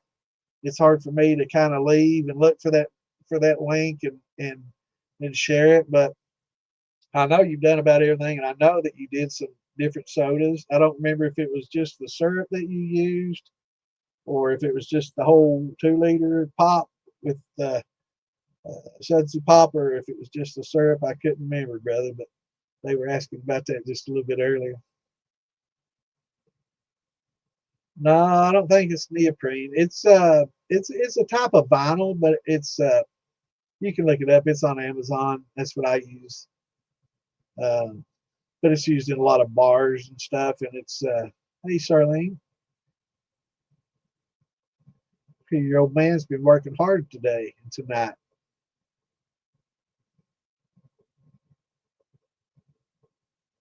"18 days isn't too bad. It's you're going to get the bubbles though. Don't go by the bubbles. Use your hydrometer. Um, those tiny bubbles can be there for a long time, bro. It can off gas and give off little bubbles for a long time. Yeah, you definitely want to keep your cap punch. Punch is what they call it, but gently pressed. But they call it punching. But you just gently press it down without oxygenating, your mash. But it does several things. It helps make it thicker and less porous, so it doesn't off gas easier. The gases underneath it, the carbon dioxide is getting trapped underneath that a little better if it's moist. Any molds that are trying to take hold, it will uh, expose those to alcohol, and if they're not alcohol tolerant, it'll kill them off. So there's several different reasons to keep that cap gently pressed down, especially in your first 3 or 4 days. If you've got another day to go, it's not as critical. But the first few days of the week, and I do it with all mine, not just grain, brandy, everything.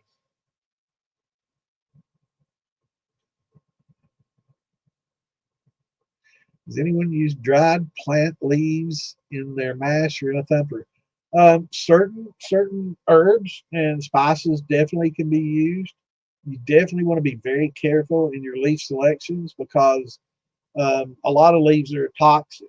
A lot of leaves on trees that you wouldn't think are toxic, and the reason the plants try to make them toxic is to keep deer and giraffe and a lot of other animals, depending on where you are, from eating the leaves, and killing off the damn tree. So it's evolved over time to make toxic leaves to keep animals from eating the leaves. So uh, was it Big Easy who did that? They tasted like flat pop. Well, cool. That might be something to put on a little uh, carbonated water, and uh, might make pretty interesting rum and coke with a little soda in it, huh? But just be real cautious and conscious about, and do a lot of research on the leaves that you're using. Absolutely, a lot of people do. Phil Billy, he uses a lot of dried fruit peels and a lot of spices, and anybody that makes a lot of gins and experiments a lot with botanicals, Lisa and stuff, they use a lot of botanicals. So absolutely could be wonderful, wonderful things to use, or it could be, very bad. So do some research on what you're putting in there, and for the most part, if it's like an edible plant that you use in the spice, or like something that you're normally using in cooking and things like that, I'm sure it's going to be fine to use it. But check on it. But like not all leaves can be used. There's a lot of toxic leaves out there. Yeah, you can only do it certain times of the year. If you got a big deep freeze or a walk-in freezer or something like that, you can do it. Or if you just drop it in a barrel, or a 5-gallon bucket in your chest freezer, you might be able to do it. But up north, that's something that they do, for several months out of the year when it gets cold, they can put that out there, and like making the Applejack and stuff like that, cold freeze distillation. Yeah, you get like a lot of my white grape wines and a lot of different wines and stuff will have a lot of natural carbonation to them. So yeah, they're going to bubble. So don't go by the bubbles. Get that hydrometer in there and use that to check it, brother. Yeah,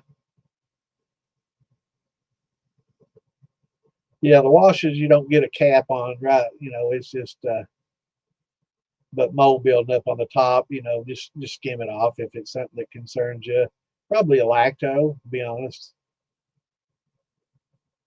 Yeah, hit that like button, everybody, on YouTube. Subscribe, follow.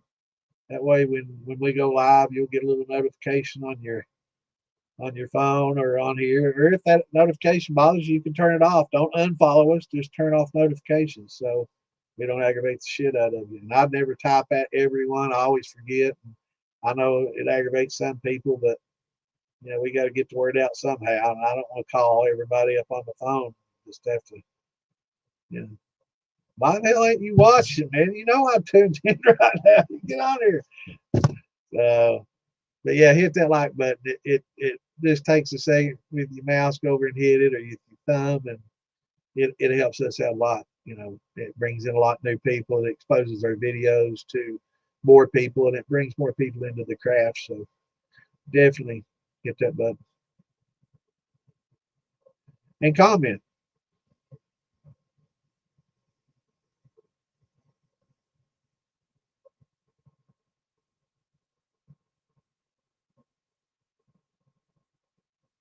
Yeah, it's not gonna. Yeah, it won't help that much, brother, to do that. Um,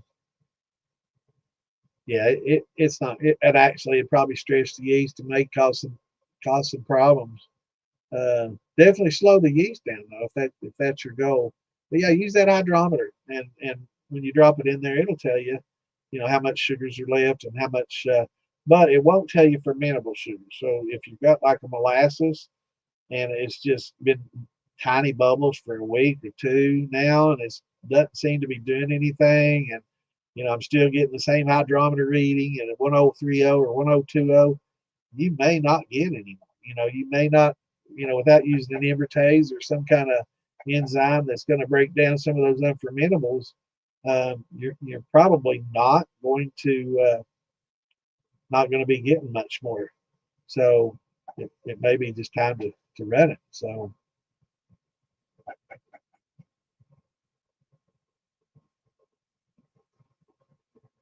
yeah, and there's just not just that. It's not just poison ivy or something like that.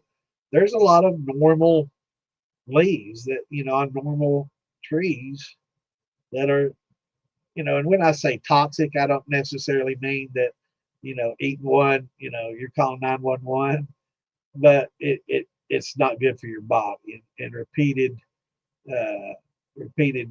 use may hurt your liver or something like that. What's going on, Mr. Toby?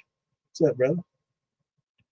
So, you know, when I say toxic, the alcohol is toxic. Okay. So keep that in mind.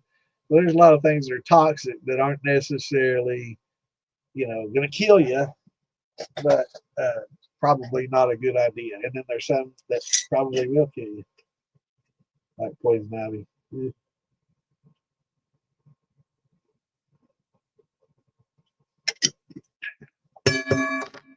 Somebody said shot somewhere. I know that. I know they did.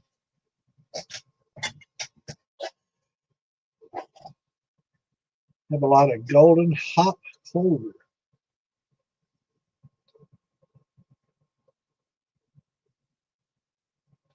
They smell like soap. What's going on, Wayne? What's up, brother? Golden hop clover. You have bees, Steve?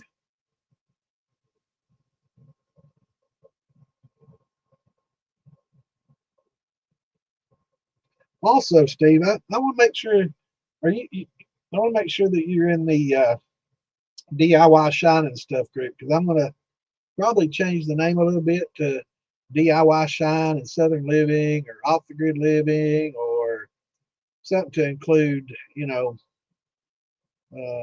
country living, botanicals, making tinctures, canning, putting up meat, you know, different things like that for, you know, people, and not just about shine, you know, try to increase its scope a little bit, because I think a lot of the people that like to make their own shine also like to can and do preserves and do a lot of, you know, can of green beans, can of their deer meats and stuff like that. So I think okay, good. So if you've got a channel or something that you want to promote in there and you do some videos about that, be sure to post them to the group, brother. Feel free. What's going on, Wayne? I saw the whistle that you made, man. That's awesome, brother. Saw on his video.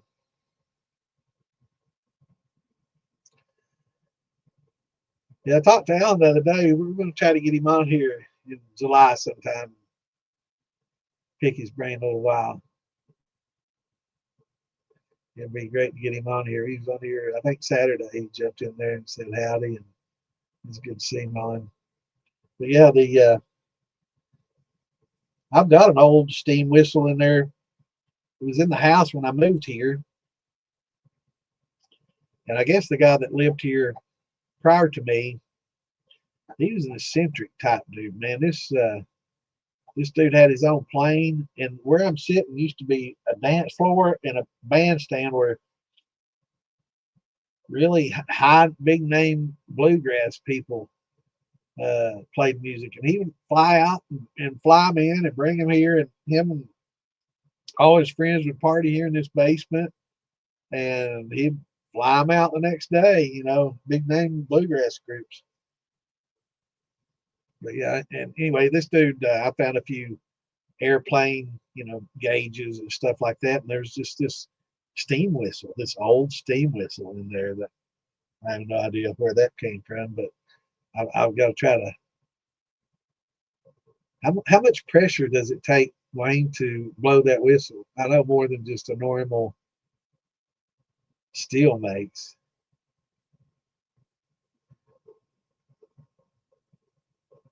How many psi? That's a good question for you. I was curious because I was thinking, man, are they create some pressure in those steels for it to kick out, or do they just naturally create the 5 psi or whatever it takes to blow the whistle? Because I was thinking it'd take more. Yeah, yeah, it is. It is, Steve. I don't think it's from a steam engine. It doesn't look like a steam engine. I think it might have been from a plant or something like that, where they just blow the whistle when it's time to quit work or something like that, or if they were getting ready to do something. Oh, that's all it takes is a pound or two. That's good. Good to know. I thought I had imagined that it'd take 20 psi to make it whistle. Awesome. That's good to know. Our stills definitely put out that much. Average still puts out what, 4 to 6? If it has a thumper, I guess, probably on the higher side. So I guess that's plenty. 100 to 300 psi. If I could walk in there and get to it easily, I would. But like I said, man, after that flood, everything stacked up, piled up, and just it took me a few minutes to get to my damn bar. I hate it. I can't stand it. You can blow it on. That's crazy, man. I've never even dreamed of that. I thought it'd take a lot. I'll have to huff and puff on mine soon. I doubt it. I don't know. It's a pretty decent diameter. Not quite as big as the ones that you had, so that's good to know, man. I would have guessed more. I would have bet more. You could have bet some money on me and got me in on that. Something I've never dabbled in, is making steam whistles. But I always thought it'd be cool as fuck to put one on a steel, but I always thought, man, it'd take way too much pressure to do that. That's cool as shit.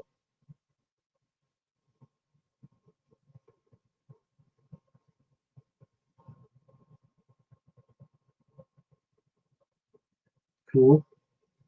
Yeah, I guess they're not all the same. But the one Wayne had, you got to see the video if you haven't. Look up Alan Bishop on Facebook, and I guess Wayne at Ozark Steelworks. I don't know. I like calling it Ozark Skunk Works, man. They got some top secret shit going on in there.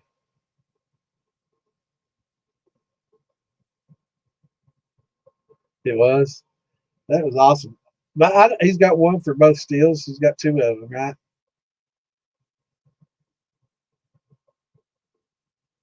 Yeah, that was cool as shit. Loved it.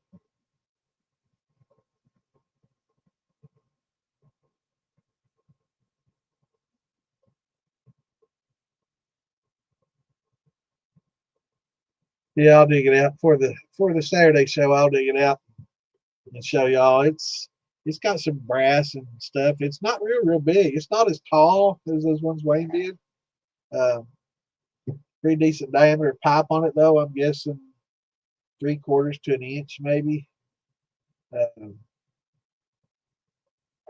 but definitely smaller. Yeah, that's cool. Yeah, I bet Toby doesn't have that much lung power anymore. He puff pass. I'd puff pass out. What I do.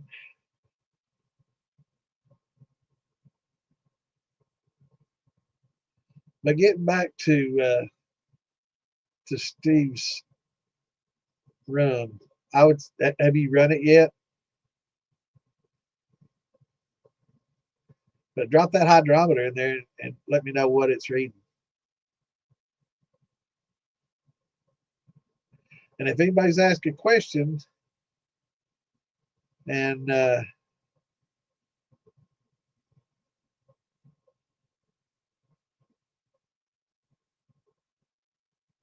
so you're getting bees this summer, absolutely, man. If you got a lot of clover, you're around a lot of clover like that, definitely get you some bees for sure, man. Make you some meads and how do they pronounce that? Melonel. It's got fruit and mead, fruit and honey both.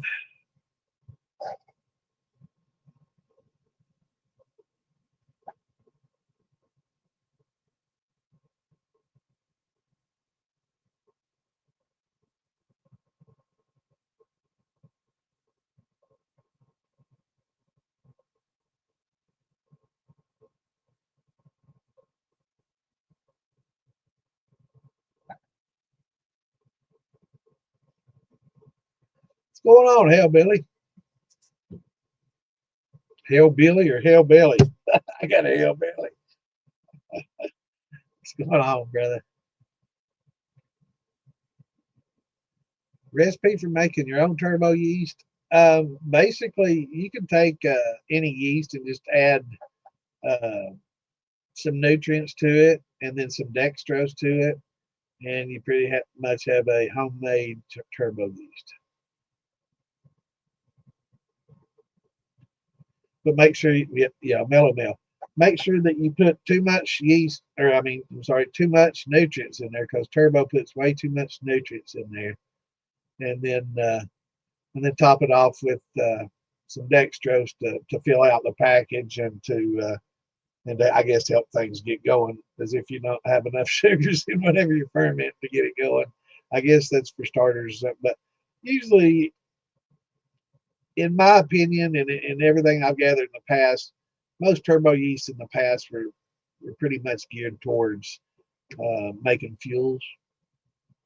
Now, I know a lot of people will get butt hurt, and a lot of people like their special turbo, and I know there's a lot of different turbos, but I think like maybe the original turbo or I think that specific yeast may have originally been selectively bred for just high octane nutrients, diammonium phosphate with urea. What's going on, Dan? Good, good. That's good to hear, brother. Yeah, we're going to get Dan on here sometime soon. When are we going to do that, Dan? Got to get it up there and come in and talk about the Farm to Bottle Festival and sit and chat with Dan. Talk about the festival. It's a great festival. We're going to, I don't know, you probably went on there earlier. I got a message from my cousin earlier, our annual family reunion, September 13th. Imagine that. All weekends, right? So I'm going to miss them. That's all I can say. I'm going to miss them.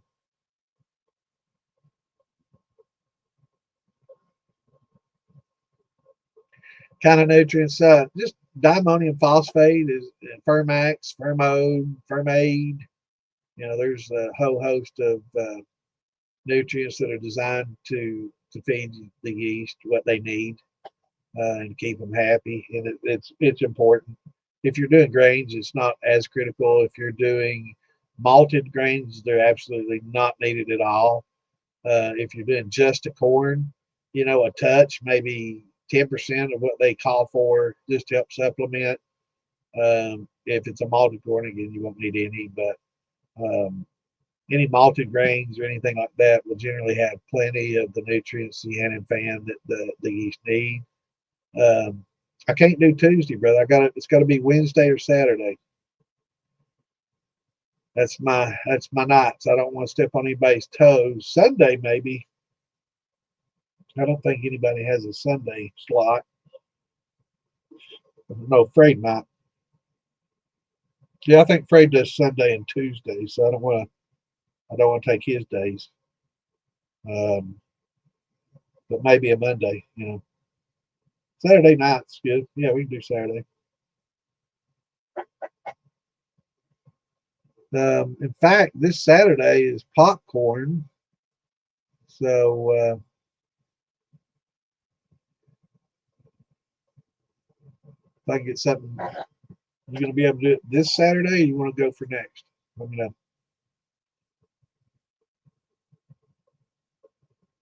It absolutely is, Wayne. And it sure is. Or even, just like if you got bran flakes, just the cereal bran flakes, crush them up, throw them in there, great.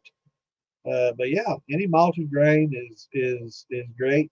All right, yeah, I'll work on that, and I'll get the ads and promos. I did notice that you posted the pic. I already got it copied and saved. Actually, I think it was the last thing that I copied and saved. Let me put that up here real quick.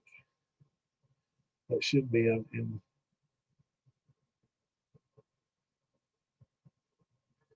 I made a little file specifically for it.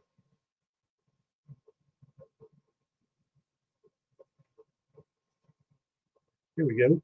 Boom, shagalak. Yeah, I already copied that. Thinking ahead, bruh. But absolutely. Yeah, handful of malt. It was excellent. But just got, I just use the diammonium phosphate. You can use it's Fermax, is what it's called, Fermax. So you can use that. A pound is like $13. So it's $12 maybe on Amazon. It's not expensive. You use little tiny teaspoonfuls, per gallon. So it really doesn't take much. And it's something that you don't want to overdo, because if you overdo it, you can affect the flavor. So I tend to use exactly what they say or underdo it a little bit, depending on what I'm adding it to. But it's really essential in adding it. Again, getting back to, I've never used it before and everything's been fine. Okay, well, I'm not going to argue with somebody, but I see, weeks later, why does my mash smell like vomit? It's like, okay, here we go. It's one of those things, bro. You don't keep yeast happy. They start kicking off some wild congeners, and crazy things can happen, and that's one of the bad things that can happen, and to create all that acid and to crash. And of course, when you do a lot of washes and high sugar fermentations, you're going to get crashing because it overwhelms the yeast, so they're really not as happy. But I wonder if you can add bits at a time and string out, if it would make them a little happier and decrease the rapid acid buildup. But it happens really fast in a lot of your high sugar washes and stuff. So that's why we try to add those oyster shells in there, calcium carbonate or pickling lime, or something to help buffer the 5.2, anything to help keep the buildup down. Now the 5.2, the oyster shells, that's something that's a prohibitive thing that you need to kind of start out with when you pitch yeast kind of early. Baking soda, pickling lime, more of an emergency, oh shit, it's plunging, I have to change it, I don't want my yeast to stress. And it's better to use that than to have your yeast stressing from a pH of 2.3 or something like that, really low, that it's out of its range tolerance. Yeah, I don't think it. I think when it was originally designed, I think that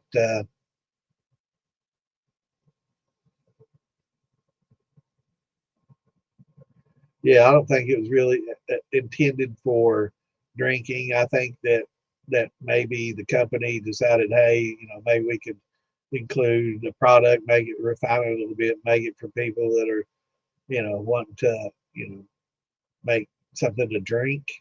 So maybe we can market a little bit differently in this. But yeah, I'm pretty sure that it was originally designed for fuel and for ethanol production, and a good cheap yeast with a high tolerance. Good deal, brother. Um,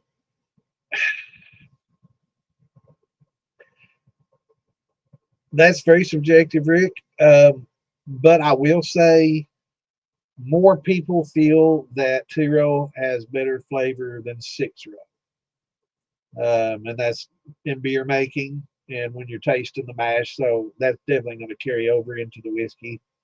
So I would definitely say more people prefer 2 to 6. A lot of people use the 6 for the diastatic power, of course.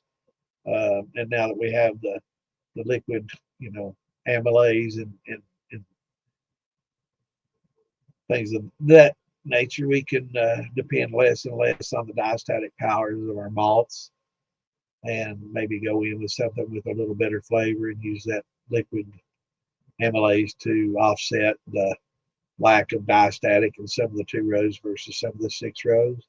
But I would definitely say more people would probably prefer the 2-row to the 6-rows, but there's always going to be that 10, 20, 40%, 30, whatever, that would disagree. So it's there's no right answer to that. It's just whatever you prefer. But I would say that more people probably prefer the flavor of a 2-row. which is why that's predominantly what's used in beer making. Because they're not as worried about diastatic power as they are flavor.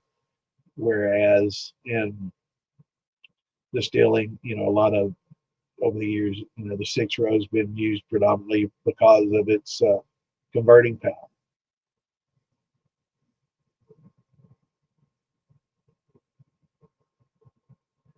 AI killer, man, isn't it?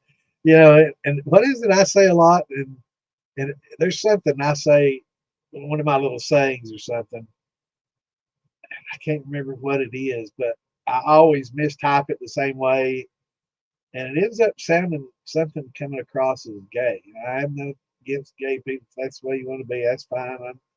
But I don't want people thinking I am. If that's the way you want to be, that's fine. But it can't remember what it is, but it changes AI every fucking time it does it too. And sometimes I've already hit that send button and I'm like, no, that's not what I'm right, correcting it real quick, but I can't remember what it is. Next time it does it, but it's funny. Yeah, the AI autocorrection sucks. And then it doesn't change the fucking words you want changed. You type something that's nothing, it's not even a fucking word, it does nothing. But you type something that's a word and you barely misspell it, and someone would have figured it out from that. No, it changes it to something completely fucking different. It's weird.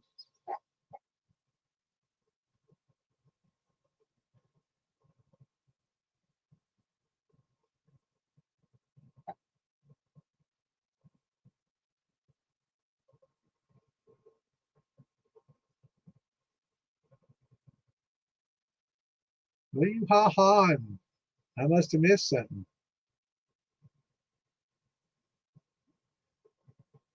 Ha ha. Lisa said ha ha at lip service crew. I'm looking back and I'm trying to figure out what Jeff said. And I don't see it. I know sometimes some of this stuff may not. Anyway. Yeah, I think so too. And I think with the high temp, that's been a huge game changer for a lot of distilling and for a lot of grain bills. A lot of grain bills have been 6-row centric and wheat malt centric for the diastatic power. And now that they can use these liquids and they're so cheap and it's economical to use, I think it's changed. It's going to change a lot of grain bills over the future as well as a result.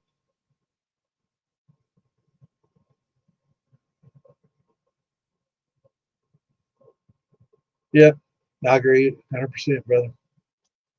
Now most people are and 2-rows generally cheaper than 6. Oh, okay. Well, damn, Lisa, you're further behind than me.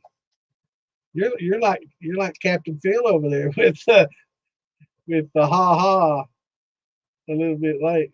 Captain Phil's a little delayed on the shit show on Friday nights, and we'll tell a joke, and then about a minute or two later he'll be and it's like, oh, he just saw it. I guess he's kind of delayed out there. I don't know what's going on with old Phil.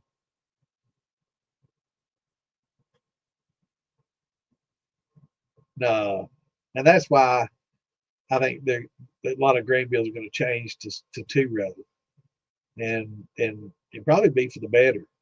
Changing from 2-row and getting that better flavor and not needing the diastatic because of the liquid amylase. I think it's gonna. I think it'll be for the better. There's a lot of 2-rows that kind of beer makers. They can tell you which one's the best and which one's. Let's turn this off. But yeah, a lot of beer makers wouldn't dream of using a 6-row. They turn their little noses up at it. Yeah, actually, and 6-row is more expensive unless it's a specialty, malt.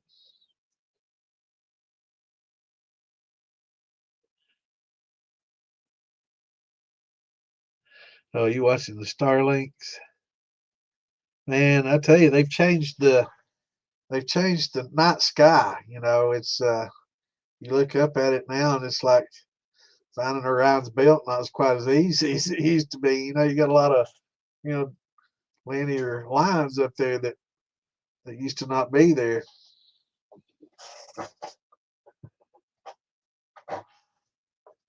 But he's done a lot for a lot of people with those Starlinks. He's helped out a lot of people. I know a lot of Elon haters, and I'm like, you know how much that dude's done and donated and given and helped, you know. And he was fine until he got into politics, and I don't think he really got involved in politics as he did helping the country, you know. And I don't know how in the hell helping Americans gets political, you know. He voices his shit when he has. Oh, here we're talking politics. Nope. Anyway, back to Turbo. I'd rather talk about Turbo use politics right now. But I'm pretty sure Maureen somewhere saying shot.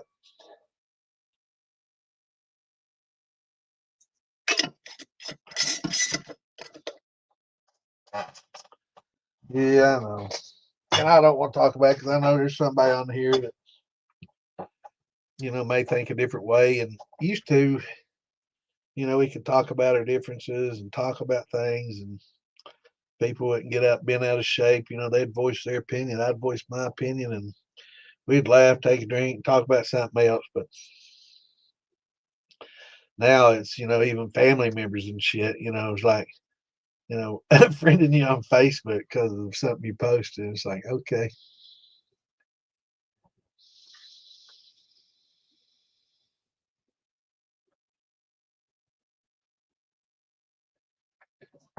Yep.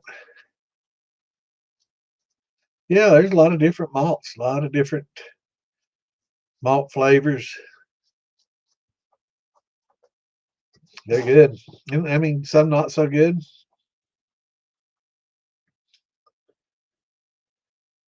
But yeah, some of the LMEs and the malt extracts and malted corn, malted barley, malted wheat, malted rye. There's a lot of different malts and malt extracts. I've got some. We were talking about that Saturday. I was going to go in there and pull out a bag, but it wasn't. I couldn't get to it easily. It might be upstairs with some of my other stuff. But yeah, I use the LME.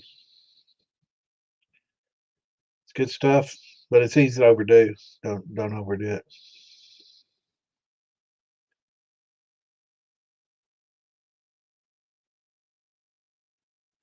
Yeah, there's definitely a difference, and really not as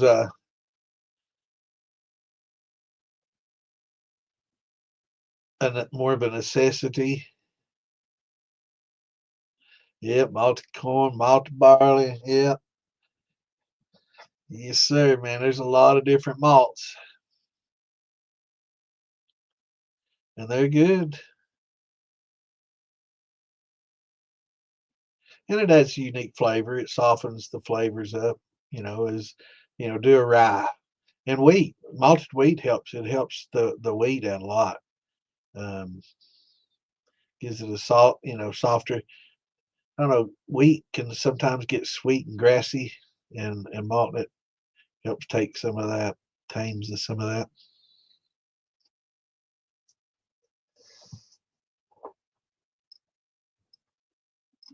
There we go.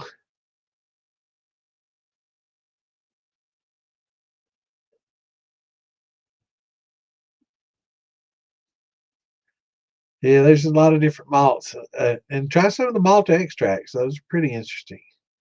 But again, use them sparingly. You know, it's like that chocolate malts and some of those dark malts. You know, they can give a lot of interesting flavors. But everybody that most of the people, I should say everybody, I should never, most of the people that I know that have tried it, when they substituted it in their grain bill, they just substituted, you know, 20% barley.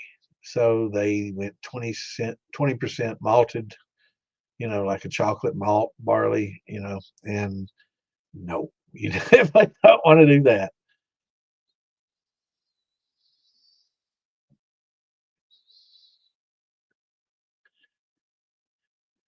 Yeah, in malting the corn, it was back in the day, that was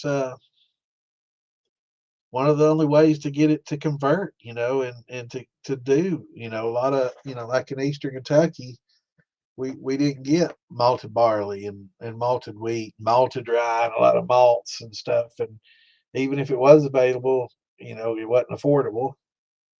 And which, changed a lot of things. But malted corn was something that they would do. They would malt the corn and try to get somewhat of a conversion out of the corn sugars, but they were adding sugar to it at the same time. And I've done some malting and seen the difference. It is a lot of work. Um, but it's worth it, especially like wheat. I don't malt the corn much, but I'll still malt my wheat, soften it up.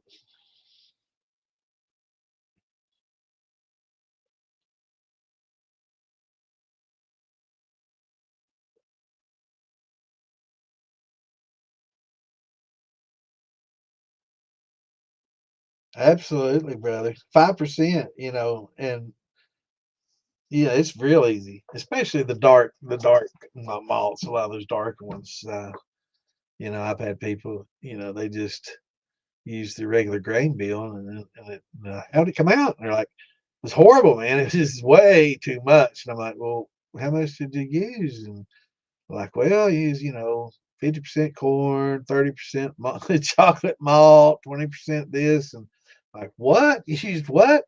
Yeah, and I'm like, "Whoa, man, I can't even imagine." But yeah, you have to go really lightly. 3 to 5%, something like that is going to be enough to change your flavor considerably. Yes. Now the lighter colored malts not so bad, like your honey malt and some of your lighter colored malts not as bad, but seems like the darker malts they definitely want to cut back on those.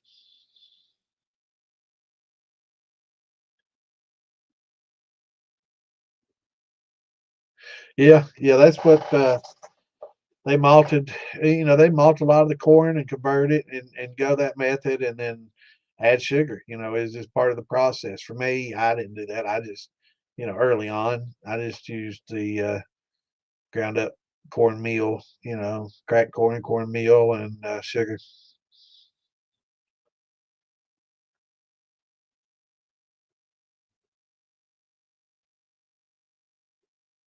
But a lot of them, yeah, there was you couldn't find barley in East Kentucky, and malted barley and malted. You couldn't find barley period, and rye and a lot of that stuff. Is just they didn't. It wasn't even an option, back then. I mean, you could have gotten in your truck and driven to the city somewhere, but that's time and money, and people that were moonshiners didn't have a lot of either of those, so they didn't. It's not like they were home distilling like we are and have another job and kind of dedicate some of our earnings towards experimenting with malts and doing all these things. It was hard times, real hard times in a hard place, and had to scratch out, what they did, as a living, and they just didn't have all that. It wasn't available. It's just like the yeast and stuff. Um, Back then you used bread yeast. That was what's available. Um, and there's nothing wrong with bread yeast. I've had some excellent whiskeys made with bread yeast, and I know there's some commercial brewers out there that still use a bread yeast and some of their stuff. It's perfectly fine. And of course you got the yeast snobs. Oh, I can't believe you would say that. And it's like there's make some pretty decent liquor with it. It's not it's not Quebecy, but it's not expensive. It's easy obtained, and after it sits in a It sits in a barrel for 10 years. Can you tell the difference? And what yeast was used to make that? Probably not. As a white dog, you could probably definitely tell the difference. Definitely tell the difference.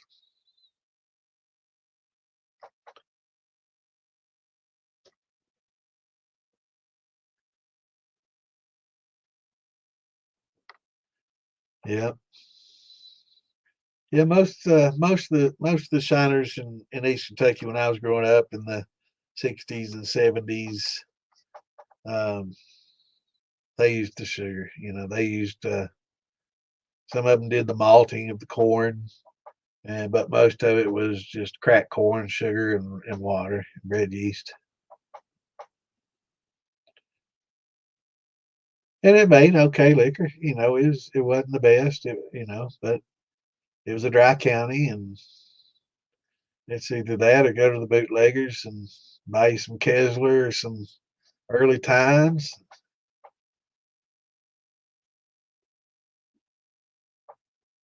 Or go buy you some moonshine.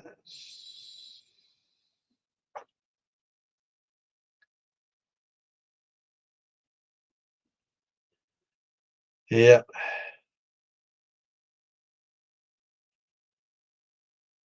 Yeah, it's I mean that's most of the stuff I made early on was definitely rock gut sugar shine. But it was for young boys, just wanting to get drunk and not having a lot of alternatives. It was cool. But yeah, looking back, it's definitely wasn't quality, and neither was a lot of the product that was being put out. A lot of people say, "Oh, this is lot the quality today is nowhere near as good as the moonshine back in the day," and I disagree with that. I disagree with it totally. I think today there's more of an understanding, um, more knowledge. So I think with more knowledge, more understanding, and more science involved, definitely it's improved it. It's improved the hobby. It's improved it.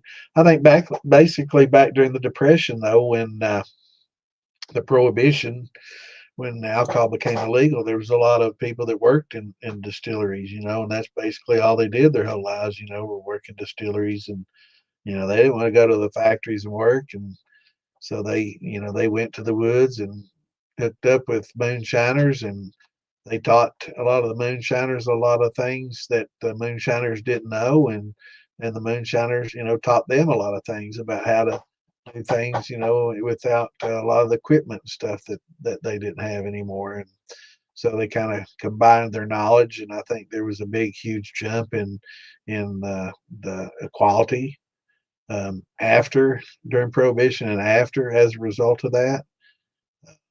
But I think probably now it's probably better quality, but I don't know. At the same time, we got so many hobbyists out there. Um, that is like their first time. So first time shine is not so good. So if you're just looking at that and looking at sheer numbers, there's a lot of newbies out there making it. So if we exclude the newbie shine and just look at serious hobbyists and shiners, I think the quality's definitely gone up. We all think.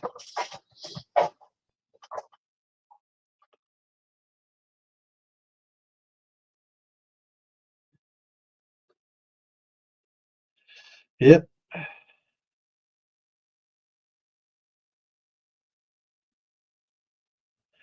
Yeah, yeah, and it was all about the Benjamins. It was all about money, and it was get it out, and produce it and get it out there, and people now talking about aging and stuff. You didn't have moonshiners aging. They wanted that shit out of there. They wanted that stuff out of there as quickly as possible. They weren't going to sit on a bunch of evidence. So as soon as they got that stuff out of there to their bootleggers, the better. I'd say corn sugar for sure. You know, dextrose is, yeah, dextrose, corn sugar, dextrose is a monosaccharide. It's a glucose, and whereas your table sugar is a disaccharide of fructose and glucose. So the glucose, the monosaccharide is definitely going to be consumed easier by the yeast, faster, and keeps them happier. But either one works well. But definitely, if I had my druthers, I would definitely use a corn sugar over a cane sugar.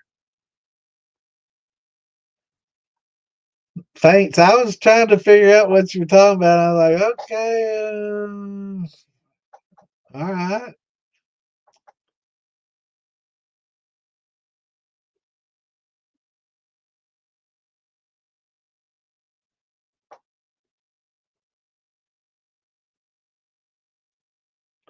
Yeah, and I mean it changes shit, doesn't it? That AI shit. It's got a lot to learn. It's like this smart TV of mine. It's fucking worst damn TV ever. It's slow as shit. Samsung. It's the worst Samsung I ever owned. I bought it at I guess Black Friday deal, and I guess there's a reason they put that one up there on such a good deal. It's a big TV. It's like 65-inch, but I guess they put it on there because it had some issues. It's slow as fuck.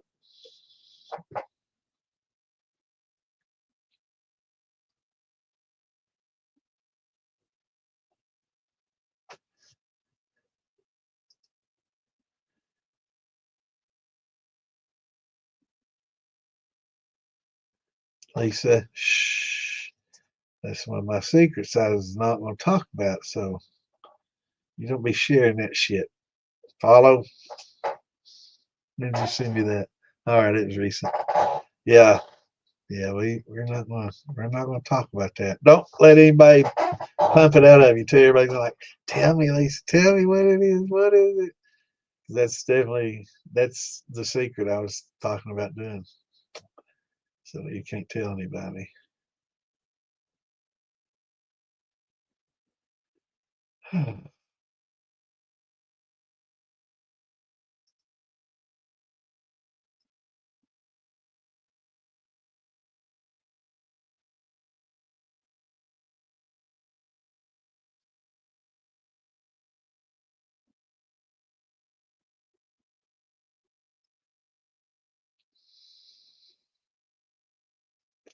But yeah, that's definitely one of the secrets. But we're not going to talk about that.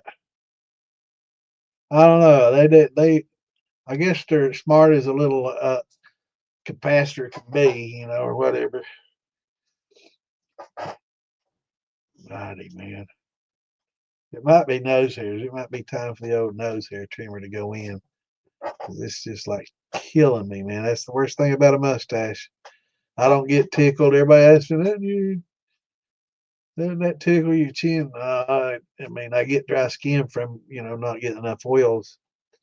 But the nose hair and the mustache tickling the nose is sometimes more than I can bear. And I hate sitting there fooling with it and doing this all day, but it drives me nuts. And I don't want to use the camera and my screen to get real close and start plucking hairs in front of you. Oh, that's not quality entertainment, is it? Watching no Santa pluck his old man nose hair.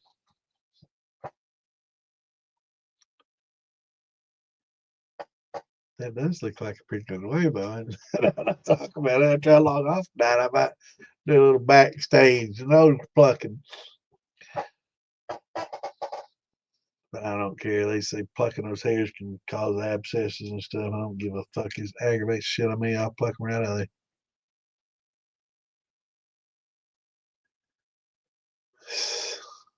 That's that AI. They hear me talking about little secrets, and it's putting them out there for the world to see. Lisa, we're gonna have to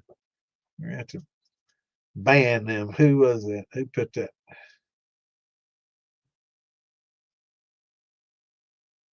We're gonna have to ban these people off Facebook so they can't share that shit around.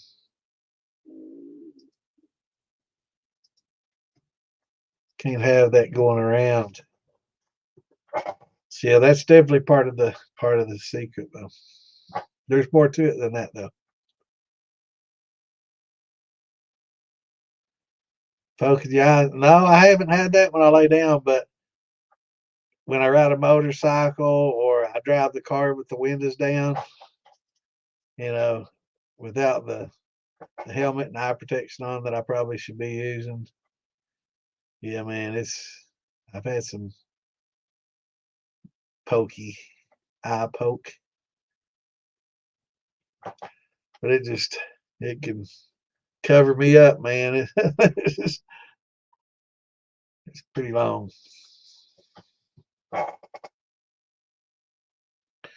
it goes everywhere. When I walk, trying to think of that cartoon character who has his beard split like that when he walks and stuff, and I can't remember who he is.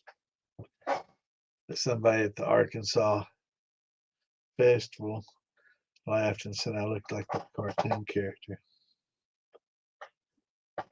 Some gal. Yeah, she didn't hear. I don't have to answer that. Like, what gal are you talking about? I can hear it now. Girls talking. Yeah, that's all you do, man. Put some of them hair ties in there. I got little rubber bands. I guess they use them in their braces and stuff. They're little teeny rubber bands, man. They go work perfect. They don't look like a woman's hair tie in there. They work pretty well.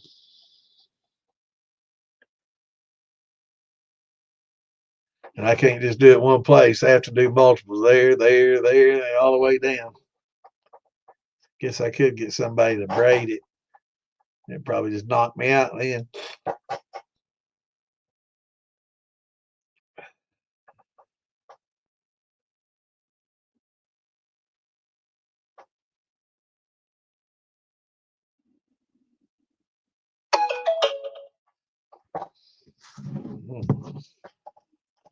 Camera picking up something.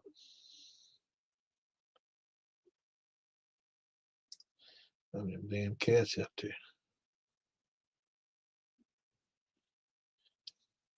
That's one notification I'll check when it gets late at night. All right,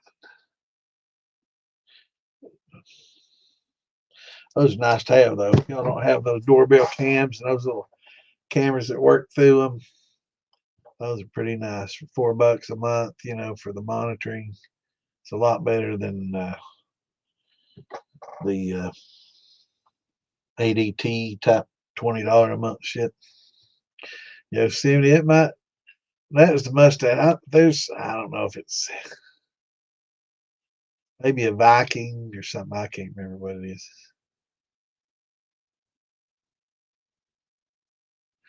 Hey, Jamie. Thoughts on a Vever flat top huffing and puffing? Doing its thing, brother.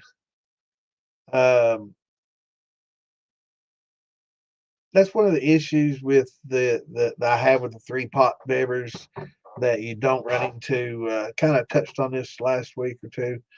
The football steels have like that 2.5-inch ferrule, the larger ones, or 2-inch or 2.5-inch, depending on the size. I think somebody said some of the 13s have maybe a 1.5 or something. But that's a large orifice or path for your steam or your vapor to get out, right? So you don't build up a lot of pressure in your pot with that much of a large vapor path for it to get out until, of course, it hits the thumper or infuser, and then it gets a little back pressure, but still it's nothing like, having a 15-gallon, 13-gallon pot with a 1/2-inch pipe instead. So you've got this or this, and this is going to build up pressure. And anytime you build up pressure in your pot, you've increased the temperature in that pot. And when you increase the temperature that much, it's really hard for you to make cuts easier. And when it heats up all the time, it's just like it's going to throw you at a constant um, mix of heads, tails, and hearts. It's a lot harder to regulate. And you kind of get a runaway temperature, and you get a lot more water in it, and lower proof. Um, and you're building the back pressure up, and you're getting that huffing and puffing that you're talking about. Um, that way,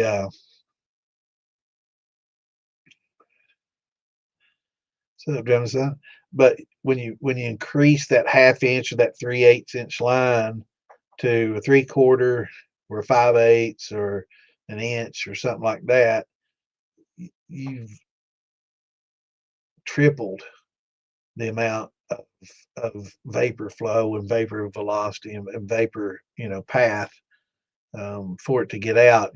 Build up less and less pressure, um, and you'll get better liquor, and you run into fewer issues with it. And definitely on a lot of those, that's the biggest problem is the undersized plumbing, undersized thumper, undersized condenser, and definitely the plumbing. So that would be the first thing that I would replace on any of those vapor pots is starting with the hole, the diameter of the hole in the lid, make it bigger. If you don't know how to solder or weld, you can get these bulkhead fittings that just screw right in and seal, and you can use those and screw right into a different pipe, or solder on a different pipe, a little larger, 3/4, 5/8 or something like that, or an inch, 7/8, whatever, and get a lot better flow. If you can convert it to, an inch and a half at least, like put on a sanitary ferrule, like what's on a keg. That's why kegs do so well as beginner steels and these footballs. It's why everybody recommends them. It's because of the size of the vapor coming off. You're coming through much larger diameter pipe, and it's very versatile, and it's not going to build up a lot of pressure in your boiler. And you really don't want that back pressure in your boiler, because it's going to increase the temperature, and it's going to make it harder to make your cuts and fractionally distill. I know you don't truly get fractional distillation on a pot still, but by heating things up slowly and doing that, you can, get some of your fours and heads off at a little higher proportion earlier than throughout. They carry throughout the run, but you're going to get a lot more early on. Um, and if you have that small diameter pipe coming out of it, it's going to be hard to do that, because it's just going to, your pressure is not going to build slowly. It's going to jump to, a high temp pretty quickly, and you're not going to be able to make as decent a cut, if that makes sense to you.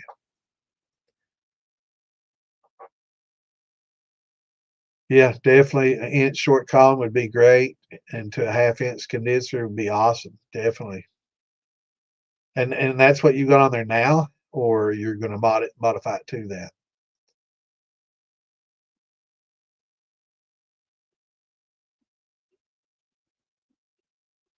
Yeah, you've been drumming. I ain't seen you in here in a little bit, bud.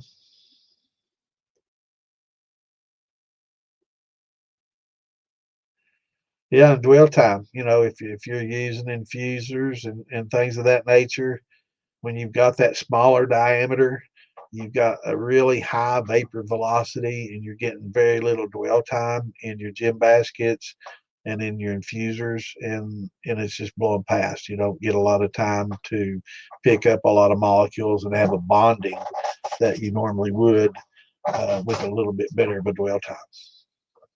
Absolutely.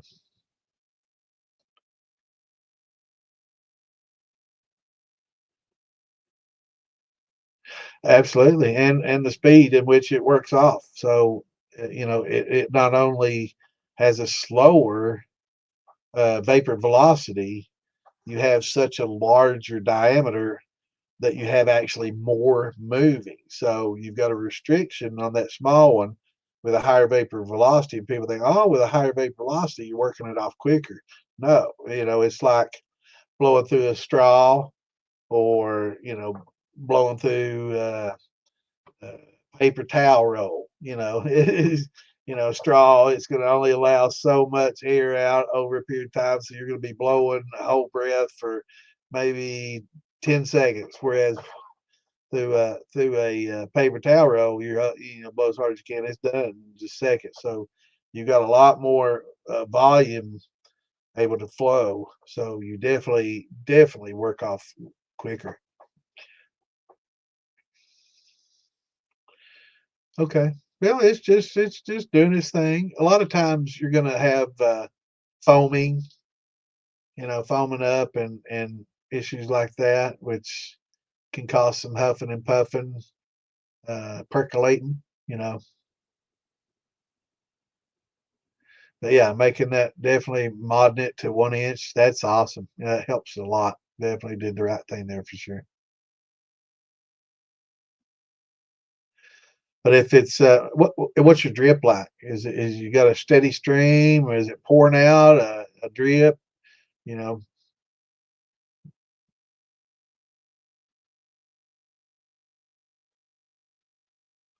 yeah,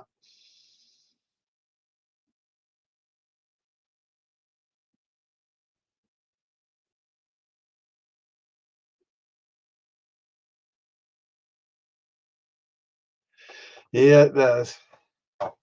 Yeah, you definitely want to fast drip. That's good. As long as it's still dripping and not pouring, you're fine. And not getting any puking. As long as it's not puking and you'll be all right. But yeah, I mean it'll huff and puff.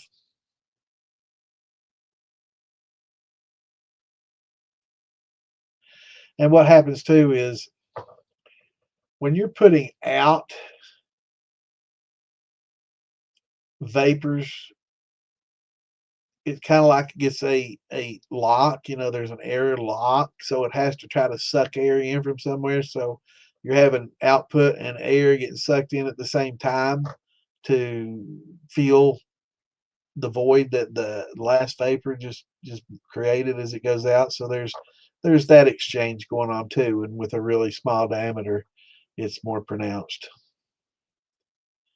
But yeah, like thumpers and yeah, it's gonna huff and puff, make some noise. Not quite as much as a thumper, but it sounds awesome. It's just tough and puffing, bro. Doing this little thing. But sounds like you got a handle on everything. Yeah, that butter definitely helps the foaming up for sure.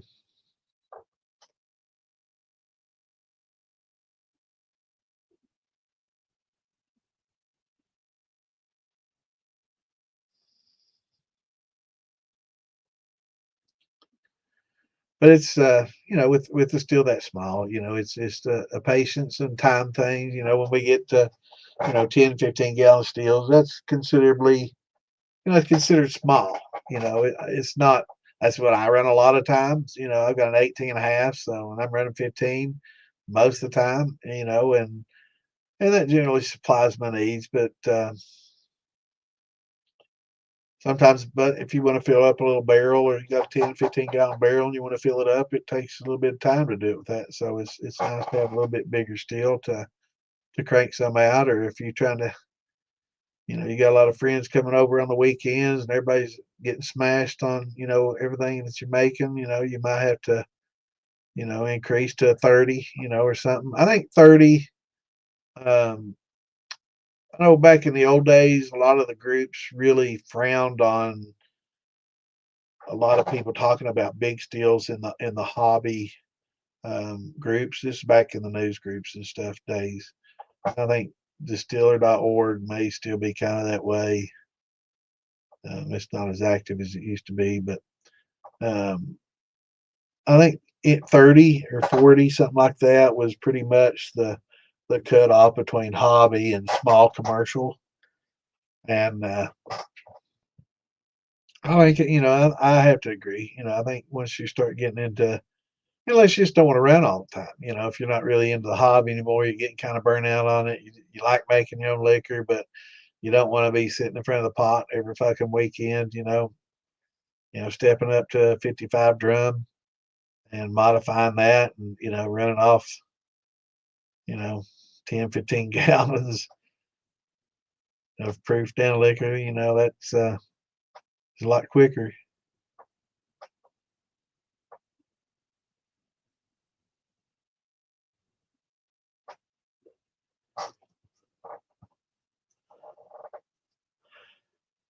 But yeah, unless you start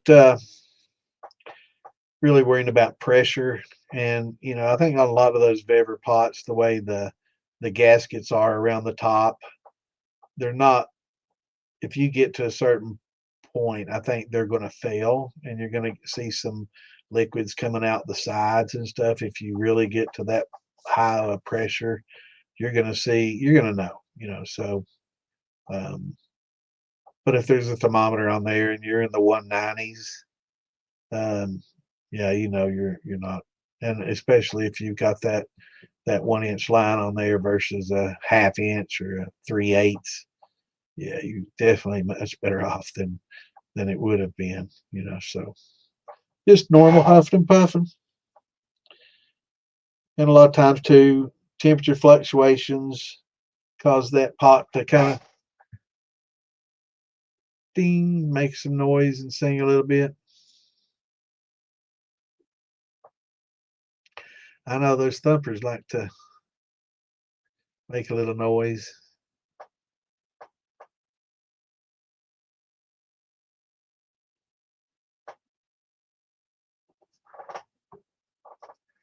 They can get quite noisy over time when it gets hot.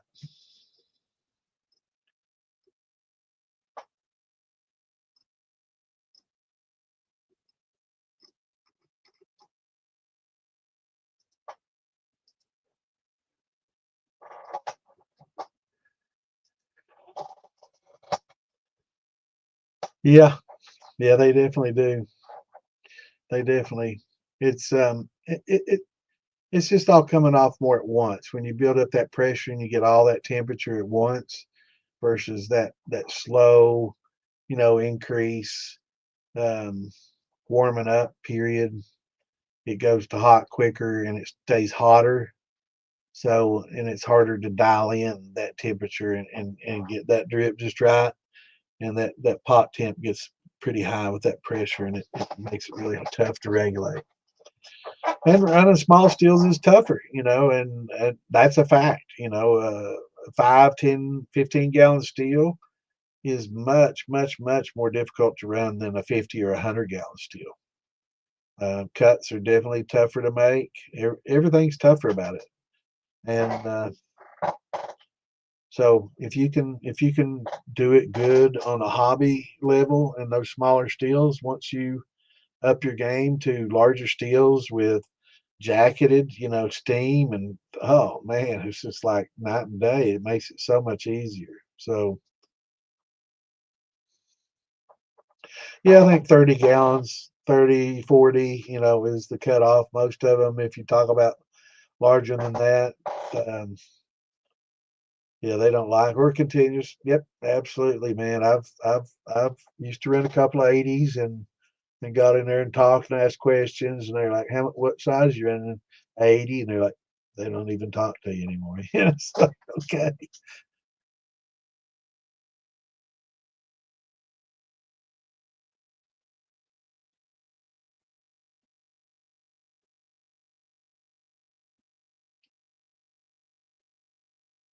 Absolutely. It's so much easier. And it's not proportionately longer. People think, oh, I bet a 50-gallon still takes 10 times longer than a 5-gallon still. It doesn't.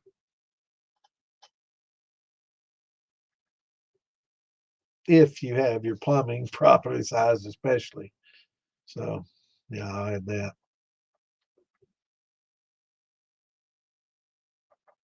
But yeah, they're definitely easier. 100%. Well, it's getting about that time, folks. Glad everybody came in. If you haven't, hit that like button and if you're on YouTube, hit that subscribe button and make a comment. Let us know what you think. Let us know if there's any changes that you like or things you see that you like or any topics that you'd like for us to cover, anything like that. Let us know. It's we definitely want to hear from you guys. On the also on there down there, let's see. You can share it. You can hit that thumbs up button. Hit the thumbs up button. But also hit that subscribe button,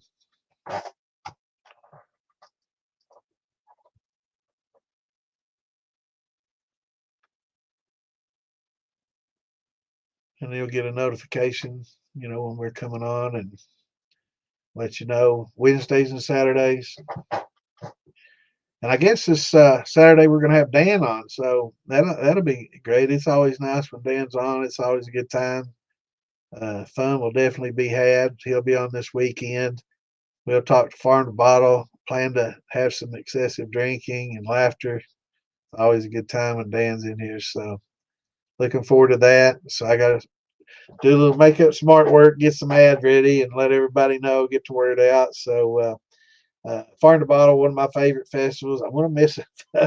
Don't tell anybody. I guess not many people in my family watch this video. If they are, I'll miss you at that reunion this year, man. But I ain't missing Farm to Bottle. I'll see y'all sometime. Maybe we can meet up Christmas or something. But thanks for tuning in and hit that like, subscribe. And if you got any questions, don't hesitate to ask. Jump in the groups. That's what we're there for. So any questions you guys have, I know if you don't want to wait till Wednesdays and Saturdays, I know Steve, he was, and I'm sorry, my message didn't get back to you from the phone, but follow up those in the militia, and there's a lot of knowledgeable people in there that can answer it as well. And if somebody answers it wrong, I'll chime in if I see it, or I'll send you a message. But yeah, definitely feel free. Any questions you got, shoot me a message and ask. Don't mind at all. But if I can't get right back to you, don't get mad at me. Sometimes I'm not one of those that keep that phone melded to my hip. I'll leave it sitting and I'll be away from it half the day. I don't keep it on me like a lot of people do. I'm not constantly looking at my phone like a lot of brainwashed people are these days. It's like a part of their body anymore. You too, Rick. Appreciate you, brother. Appreciate y'all coming in for sure. And we will definitely catch you Saturday night. Should be a good time. And jump in on the shit show if you want to some laughs and get drunk and talk some shit and have fun. And Lord, you never know what's going to go on in there. I guess this last week we had Matt Brown in there.